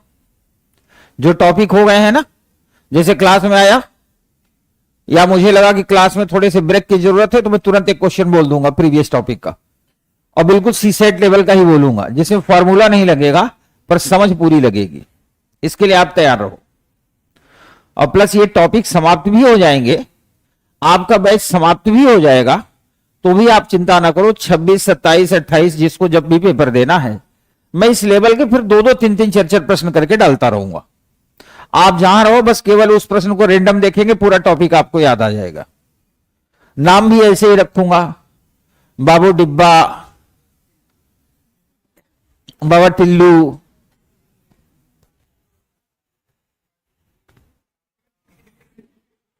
क्या कह रहा है? अच्छा एक बात बताओ, इसके पहले कि मैं अगला क्वेश्चन बोलूं, आपका दिमाग फिर खराब हो, तो आपके दिमाग को मैं थोड़ी देर ठीक कर दूं।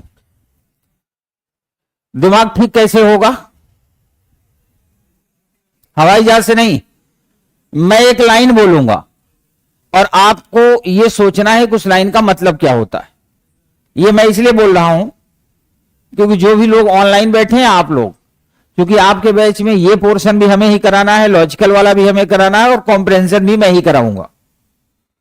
और आपके बैच में कम से कम 10 क्लास कॉम्प्रेंशन की कराऊंगा, मतलब जिससे आप एकदम परफेक्ट हो जाएं। लेकिन कॉम्प्रेंशन की एक खासियत है कि आप चाहे 100 क्लास कर लो, अगर उसके टर्म को आप निकाल नहीं पा रहे हो तो आपका आंसर आएगा नहीं, हमेशा गलत ही आएगा।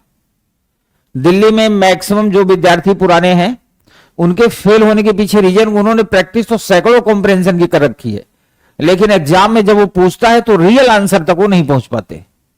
कारण क्या है? जो टर्म है, जैसे अनुमान, उपनिगमन, सर्वाधिक उपयुक्त निष्कर्ष। सर्वाधिक उपयुक्त का मतलब होता है कि 4 ऑप्शन में से कम 3 तो उपयुक्त हैं ही। अब आपको उसमें से सर्वाधिक निकालना है, तो सर्वाधिक कैसे निकालेंगे जब हम सर्वाधिक निकालना जानते होंगे? या शुद्ध देसी भाषा में समझो कि जैसे गांव में देखा होगा, दादी, नानी या माता जी, कुछ लोग, ये जो दूध होता है ना, दूध को गर्म करके रात को जमा, सुबह दही बन जाता है, फिर दही को मथानी से मत्ते मत्ते उसमें से मक्खन निकलता है ना, फिर मक्खन से घी बनता है। तो यूं समझ लो आप कि आपके अंदर यह एबिलिटी होनी चाहिए कि आप कॉम्प्रेहेंशन पढ़ें और सीधा पिन पॉइंट तक पहुंच जाएं। मतलब दूध देखें और दूध से घी तक पहुंचे बिना किसी प्रोसेस के।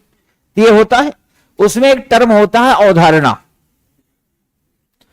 मैं हमेशा क्लास में बीच बीच में जब ब्रेक लेंगे तो हंसी के बहाने हम लोग उसमें अवधारणा ही सीखेंगे, तो हंसी भी हो जाएगी, ब्रेक भी हो जाएगा और आप सीख भी लेंगे। बहुत पहले एक फिल्म आई थी, उसमें एक गीत था, सॉन्ग। फिल्म में जो फिल्म का नायक होता है, वो नायिका से कहता है कि तेरे वास्ते फलक से मैं चांद लाऊंगा। सुना है? नहीं सुना? आपसे कहा किसी ने? अभी नहीं कहा? कोई बात नहीं, कहेगा। मेरी बात सुनो, आप इसके लाइन पे जाना और आपको ये मैं पूछूंगा कि जो उसने कहा क्यों कहा, आपको वही क्यों का उत्तर देना है। ऑनलाइन वाले भी सुनते रहे। जब गाना खत्म होगा तो मैं पूछूंगा ये लाइन वो क्यों बोल रहा है। उसने नायिका से कहा कि तेरे वास्ते फलक से मैं चांद लाऊंगा। फिर कहता है 16-17 सितारे संग बांध लाऊंगा। हाँ नहीं? अब सोचो कितनी बड़ी बात है ना, कि तेरे वास्ते फलक से मैं चांद लाऊंगा 16-17 सितारे संग बांध लाऊंगा। अब सवाल है कि यही एग्जाम्पल मैंने क्यों दिया? क्योंकि आप इस एग्जाम्पल को समझते भी हो, जानते भी हो, क्योंकि यही लाइफ है। आपको यह बताना है कि नायक यह बात उससे क्यों कह रहा है। जिसके समझ में आ जाओ हाथ उठाए।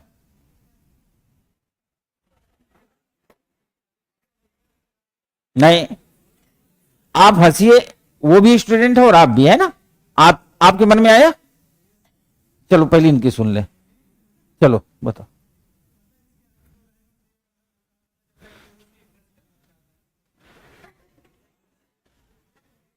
पीछे वाले सोच रहे हैं क्या बोला। कह रहा सर इन दोनों लाइनों से पता चलता है वो उसको इंप्रेस करना चाहता है।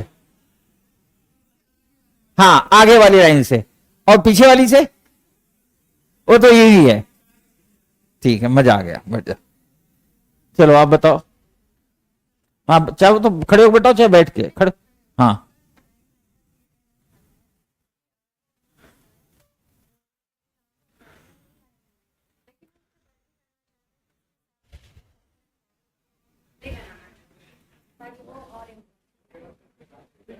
लोग सोच रहे हैं ऐसी क्या बात है। उनको आंसर से ज्यादा इसमें इंटरेस्ट है कि आपने बताया क्या। कोई बात नहीं, शाबाश। आप जब देखते होंगे ना, कभी कभी आपने टेलीग्राम पर, इंस्टाग्राम पर, यूट्यूब पर रील देखते हो ना, निकलते हैं कि ये जैसे हीरा निकल रहा हो कोयले की खान से, उसमें किसी आईपीएस, लेडी आईपीएस का लेडी आईएएस को आते हुए दिखाते हैं, जलवा जलवा सॉन्ग बजता रहता है। जानते हैं वो कौन है होते हैं? ऐसे ही लोग होते हैं। ये यूपीएससी की क्लास चल रही, कोई जैसे कहते हैं ना बाबा टिल्लू की क्लास तो चल नहीं रही। अगर कोई शब्द है और आपको यहां से अवधारणा निकालना था, अवधारणा, एजम्पशन। एजम्पशन का मतलब होता है जो सामने वाले के दिमाग में रहा वो पकड़ लेना है एजम्पशन। जो कह दिया वो एजम्पशन नहीं है, वो तो स्टेटमेंट हो गया जो उसके दिमाग में था। क्योंकि दिमाग में होगा तभी कुछ कहोगे। मान लो फरवरी आ रही है और आप 10 फरवरी से किसी की तारीफ करना शुरू कर दिए, तो एजम्पशन क्या होगा बताओ? 14 को प्रपोजल दोगे। That's to be clear. मेरे कहने का मतलब, उसने जब कहा तेरे वास्ते फलक से मैं चांद लाऊंगा, 16-17 सितारे संग बांध लाऊंगा, ये बिना दिमाग में कुछ बात बने ये बात कोई किसी के लिए कहेगा ही नहीं। आप बोलोगे? बोलो बेटा।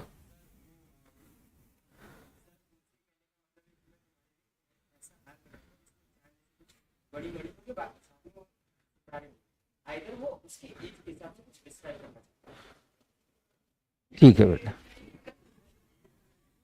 आप कुछ बताने वाली थी। सेम लाइन ना? ठीक है। और कोई बाबा जिसमें हिम्मत हो?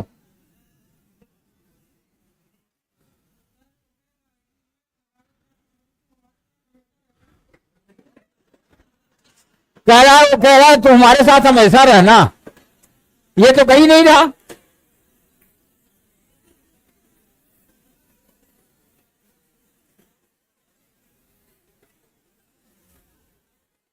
सुन लो यार, मजा आ रहा है। चलो बताओ बेटा, बताओ।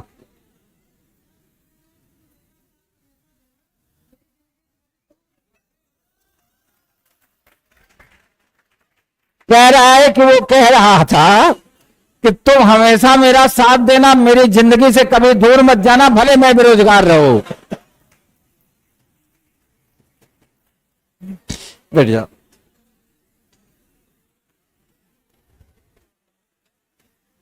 कोई बात नहीं, हम इस टॉपिक पे कि नायक ने ऐसा क्यों कहा, उसके दिमाग में क्या रहा होगा, हम लोग इस पे कल डिस्कस करेंगे। मेरा काम था क्लास को थोड़ा सा जिंदा करना। अब क्लास जिंदा हो गई, पढ़ते हैं।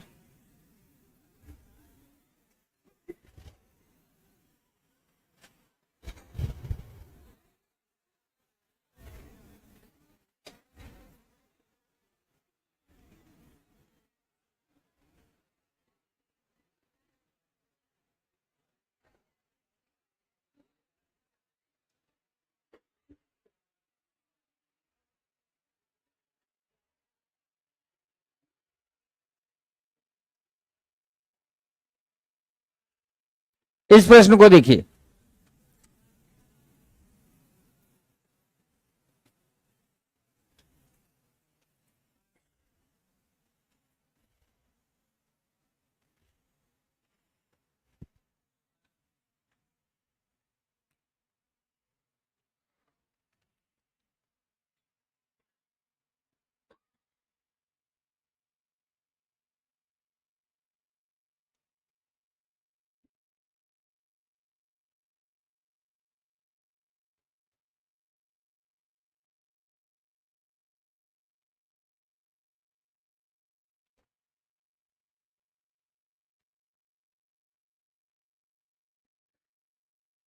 ये 2016 का प्रश्न है।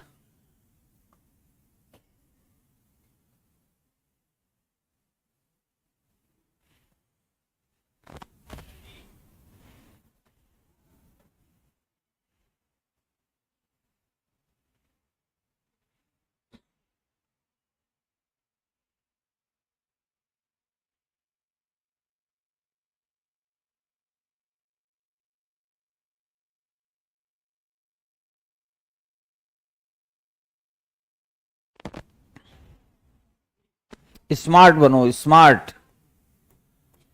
60 विद्यार्थियों की एक कक्षा में आराम से, जहां लड़कियों की संख्या लड़कों से दुगनी है, टोटल है 60, तो आप आराम से लिख सकते हो बिना किसी फॉर्मूले के, कॉमन सेंस से, कि लड़की हैं 40 और लड़के हैं,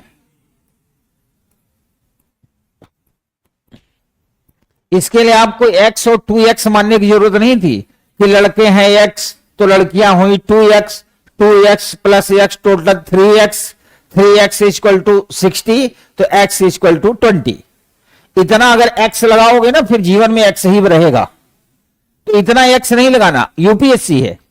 60 है, लड़कियां लड़कों से दुगनी होंगी, इतना कॉमन सेंस होना चाहिए। छोटे बच्चे से पूछोगे बता देगा ये 40 और ये 20। ठीक है, अब आइए, कमल एक लड़का है। याद रखना यूपीएससी की खासियत देखो, अगर यही कांस्टेबल में आएगा ना और या पीसीएस में, तो यहां ये लाइन नहीं लिखता, आपके जिम्मे छोड़ देता कि आप कमल को लड़का मान लो, और जनरली लोग कमल को लड़का ही मानते। तो नाम के आधार पे यूपीएससी में हमें नहीं मान के चलना है ना। कमल एक लड़का है, रैंक ऊपर से 17वीं है। तो ये देखिए मैंने ऐसे बनाया, यहां लिखा 17वां, यहां लिखा हमने लड़का, और इसका नाम है कमल। बी रिलैक्स, 17वां है। कोई भी व्यक्ति बता सकता है कि अगर कमल 17वां है तो इसके ऊपर टोटल कितने होंगे, 16, है ना। यदि कमल से पहले 9 लड़कियां हैं, यानी 16 में से 9 लड़कियां हैं, तो लड़के कितने होंगे, 7 लड़के हैं और 9 लड़कियां। यही तो दे रहा है। तो कमल के बाद रैंक में कितने लड़के होंगे। अब सोचो, 7 लड़के ऊपर हैं, एक अपना कमल 8, अब उसके नीचे ही होंगे जो होंगे, और लड़के कितने हैं 20।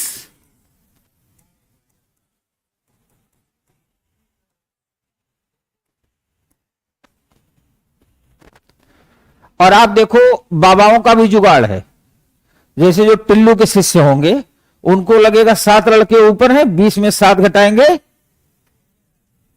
उनका इंतजाम यूपीएससी ने कर रखा है कि बाबा का वचन खाली न जाए, जो बाबा का चेला हो वो अटेंड करे। भाई ये ध्यान रखना है कि एक कमल जो है इंक्लूडेड होगा। ठीक है,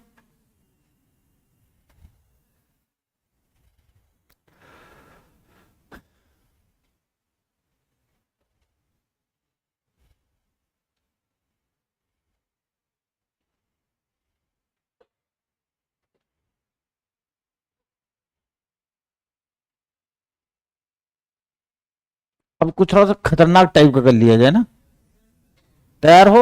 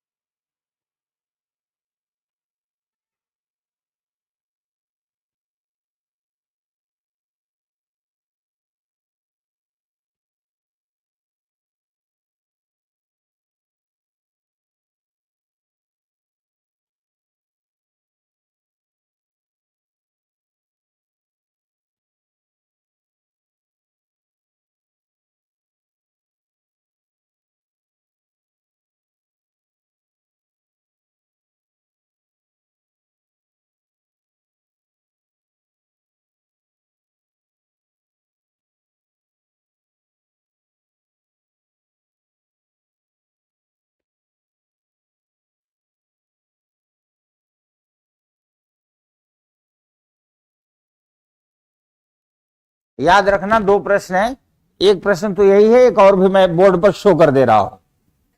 दूसरा प्रश्न ये है, एक न्यूनतम से संबंधित है, जल्दी से पढ़ लो, और दूसरा अधिकतम से संबंधित है, और ये दोनों प्रश्न 2019 में आए हुए थे। अब आप पहला वाला देख लो, फिर मैं सेकंड वाले पे ओपन करता हूं।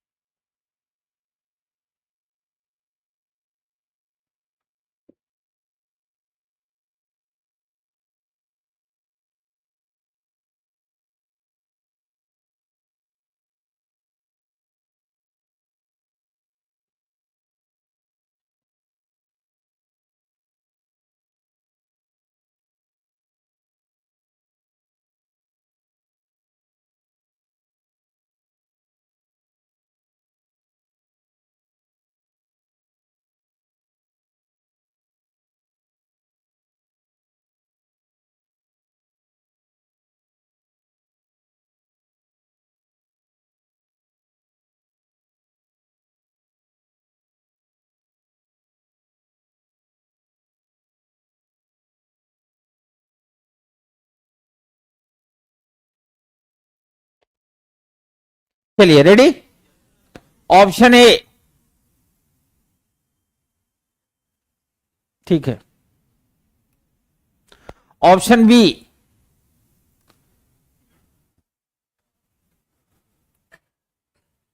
वाह कौन बोला? कौन बोला? अभी इसके पहले बाबा टिल्लू में तो बिल्कुल गला सूख गया था। अब शायरी थोड़ी चल रही है, अब तो क्लास चल रही है। इतना हंसाया, इतना तो पूरे जीवन में नहीं हंसे होगे। पहली बार जब, चलो जाने दो,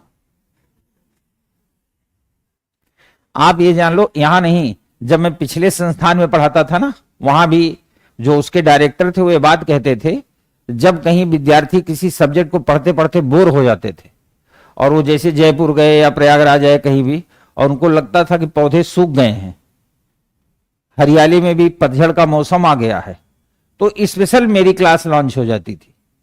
और वो ये बात, वो भी उनका भी यही तरीका था, मेरा भी, कि क्लास में आप 15-20 मिनट लगातार फोकस रखिए पढ़ाई पे, आधा घंटा, और जब आपको लगे कि अब लोगों के ऊपर से निकल रहा है, तो आप सारी बातों को बिल्कुल खत्म करके एकदम नॉर्मल कर दीजिए।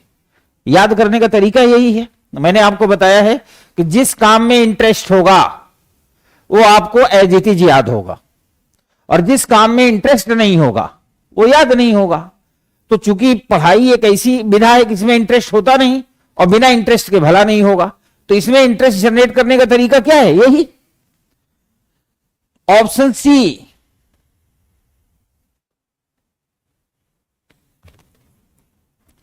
ऑप्शन डी, बराबर से सरकार है, मतलब गवर्नमेंट जल्दी बन नहीं सकती। चलो अब बाबा लोग इस पे आ जाओ। डेटा तो नोट किया होगा ना, या डेटा फिर दिखाना पड़ेगा? एक बार और दिखाऊं? कौन कर रहा है? डेटा नोट ही नहीं किए थे?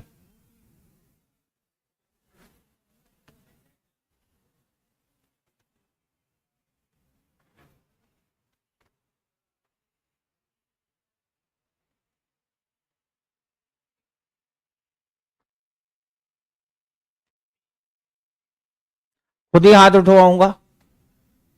Option A,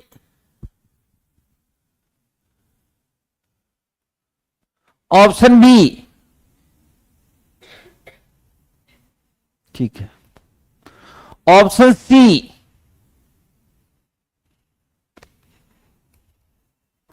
option D. सारे ऑप्शन बिक गए, एक भी खाली नहीं गया।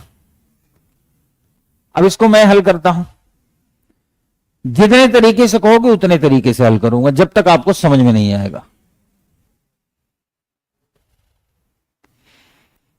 क्या करें, किस तरीके से हल करूं? किस तरीके से हल करूं बताओ, जिसमें बिल्कुल दिमाग न लगे ना, वो तरीका। मतलब थक गए हो, अब नहीं चाहते दिमाग लगे। दोनों तरीका बता दूंगा, एक जिसमें दिमाग लगेगा, इसमें एक बता दूंगा जिसमें कम लगेगा, एक बता दूंगा जिसमें उससे कम लगेगा, और एक बता दूंगा जिसमें नहीं लगेगा। पहले कौन सा?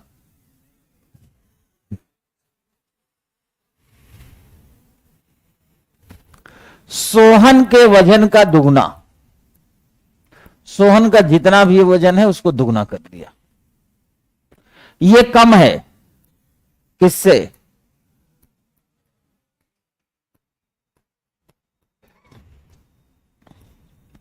मोहन और रोहन दोनों से कम है। अब सोचिए अगर किसी के वजन को हम दुगना कर दे रहे हैं, 2 गुना बहुत होता है, फिर भी वो मोहन और रोहन से कम है, इसका मतलब सोहन वजन में मोहन और रोहन दोनों से कम है। एक बात तो क्लियर हो गई। रोहन के वजन का दुगना मोहन के वजन या सोहन के वजन से अधिक है। रोहन के वजन का दुगना ये अधिक है किससे? मोहन से भी और सोहन से। यही 2 समीकरण है, समीकरण नंबर 1, समीकरण नंबर 2। एक बात बताइए, और हमें अधिकतम और न्यूनतम दोनों बताने हैं। कॉमन सेंस कह रहा है, मान लो 3 व्यक्ति हैं, मोहन, रोहन और सोहन। आपको मोहन रोहन पे नहीं फोकस करना, बट एक बात कह रहा है कि अगर हम सोहन के वजन को दुगना भी कर दें तब भी मोहन के वजन से और रोहन के वजन से वो कम होगा। इसका मतलब न्यूनतम कौन होगा?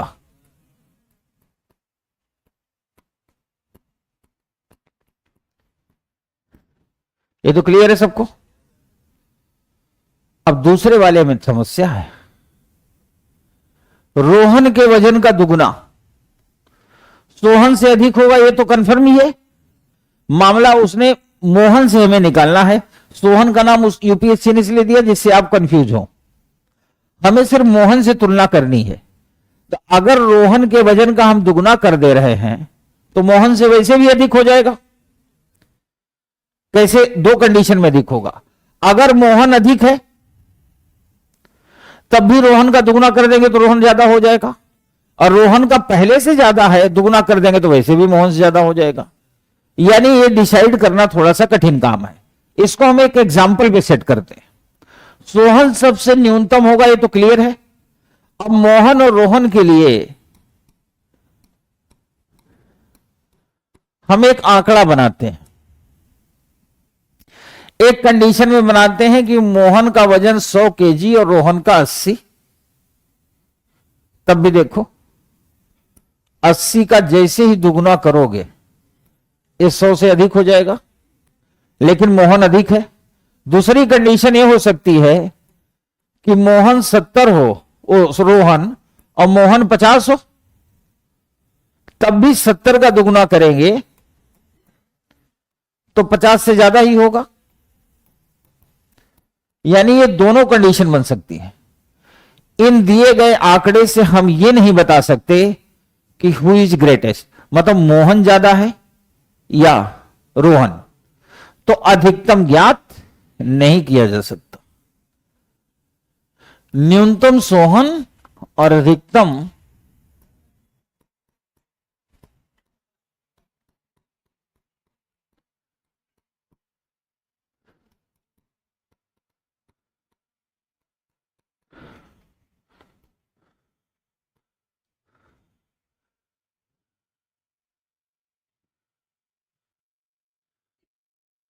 किसका वजन अधिकतम है यह निर्धारित, इसमें option D is the right answer है ना। इसी वाले कहां है जाने दो।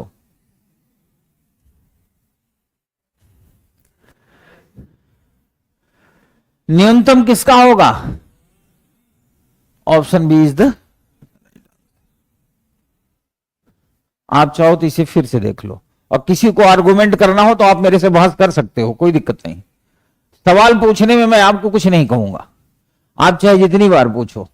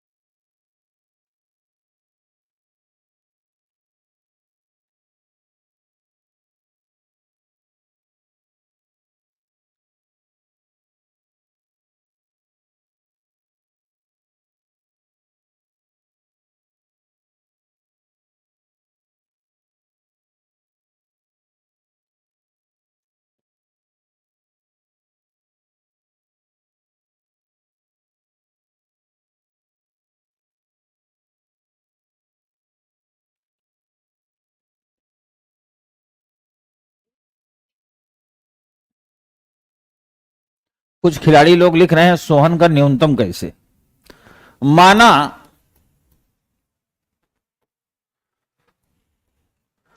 माना सोहन 140 केजी का है ना। ऑनलाइन वाले, ऑनलाइन में क्या होता है, जैसे पढ़ रहे हैं तो मेरी क्लास तो देख ही रहे हैं, फिर देखते हैं कि आज आई है कि नहीं, कमेंट पढ़ते रहेंगे नीचे, एकाएक तब तक मैंने प्रश्न करा दिया। अब उनका सोहन न तो छोटा हो रहा है न बड़ा हो रहा है, न वजन ज्यादा हो रहा है कम। अब लिखेंगे सोहन कैसे, सोहन कैसे, अरे सोहन वैसे ही, सोहन का वजन हमने 140 कर दिया, ठीक है, या और चाहते तो 250 कर दूं, जिंदा रहे ये जरूरी है। अब सोहन का 140 कर दिया, मोहन रोहन को अभी मानने की जरूरत ही नहीं है, सोहन का दुगुना करो, 140 का दुगुना यानी 280 करो। अब वो ये प्रश्न में कह रहा है मेरे ऑनलाइन वाले बाबाओं कि 280 जो है, 280 से ज्यादा वजन है मोहन और रोहन का। तो अगर मोहन रोहन का वजन 281 और 282 भी है, तब भी सोहन का तो 140 ही है ना। ये तो कॉमन सेंस की बात है, पर ऑनलाइन वाले जानते हो खाली बैठे होंगे, पीट दिए।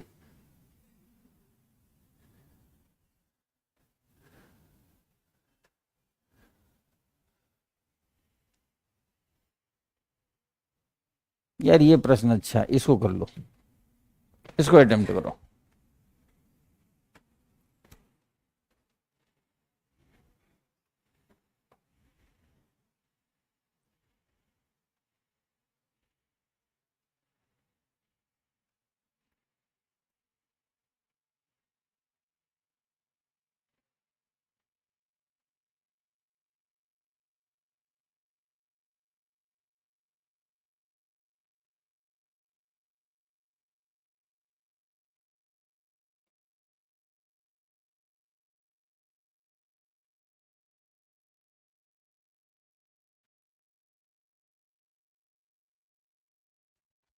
समय हो गया।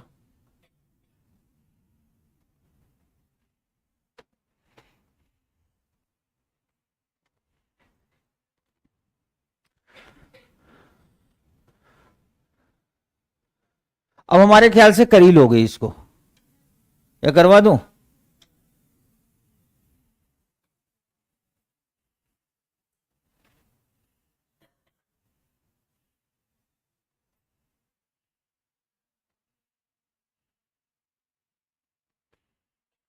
ये इतना हल्का नहीं है जितना हल्का समझ रहे हो।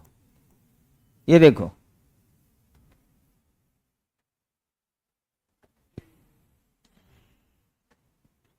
पंक्ति ठीक ठाक बना दिया। लड़कों की एक पंक्ति में ए बाएं छोर से 16वें स्थान पे है। ये देखो, ये बाएं छोर से 16वें स्थान पे है। वी दाहिने छोर से 18वें स्थान पे, जी ए के दाहिनी ओर 11वें, ए का दाहिना इधर होगा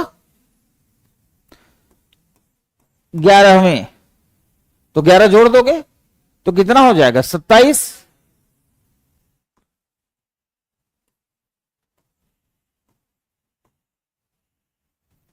इसका क्या नाम है जी, जी ए के दाईं ओर 11वें और वी से तीसरे स्थान पे दाहिनी छोर की ओर है, वी से तीसरे, और वी दाएं से किस स्थान पे है 18वें।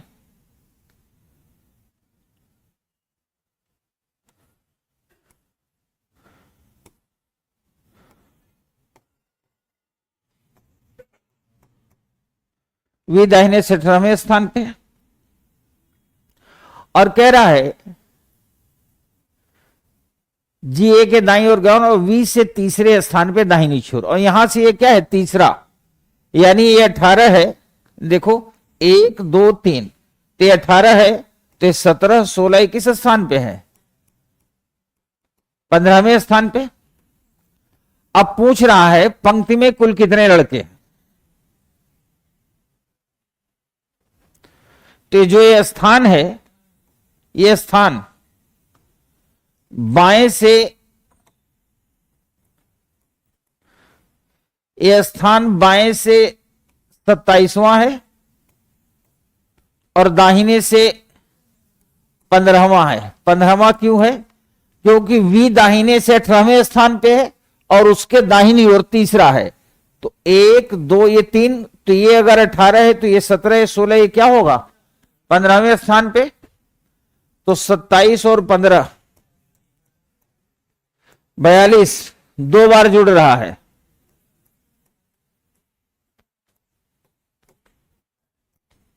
One is the right answer.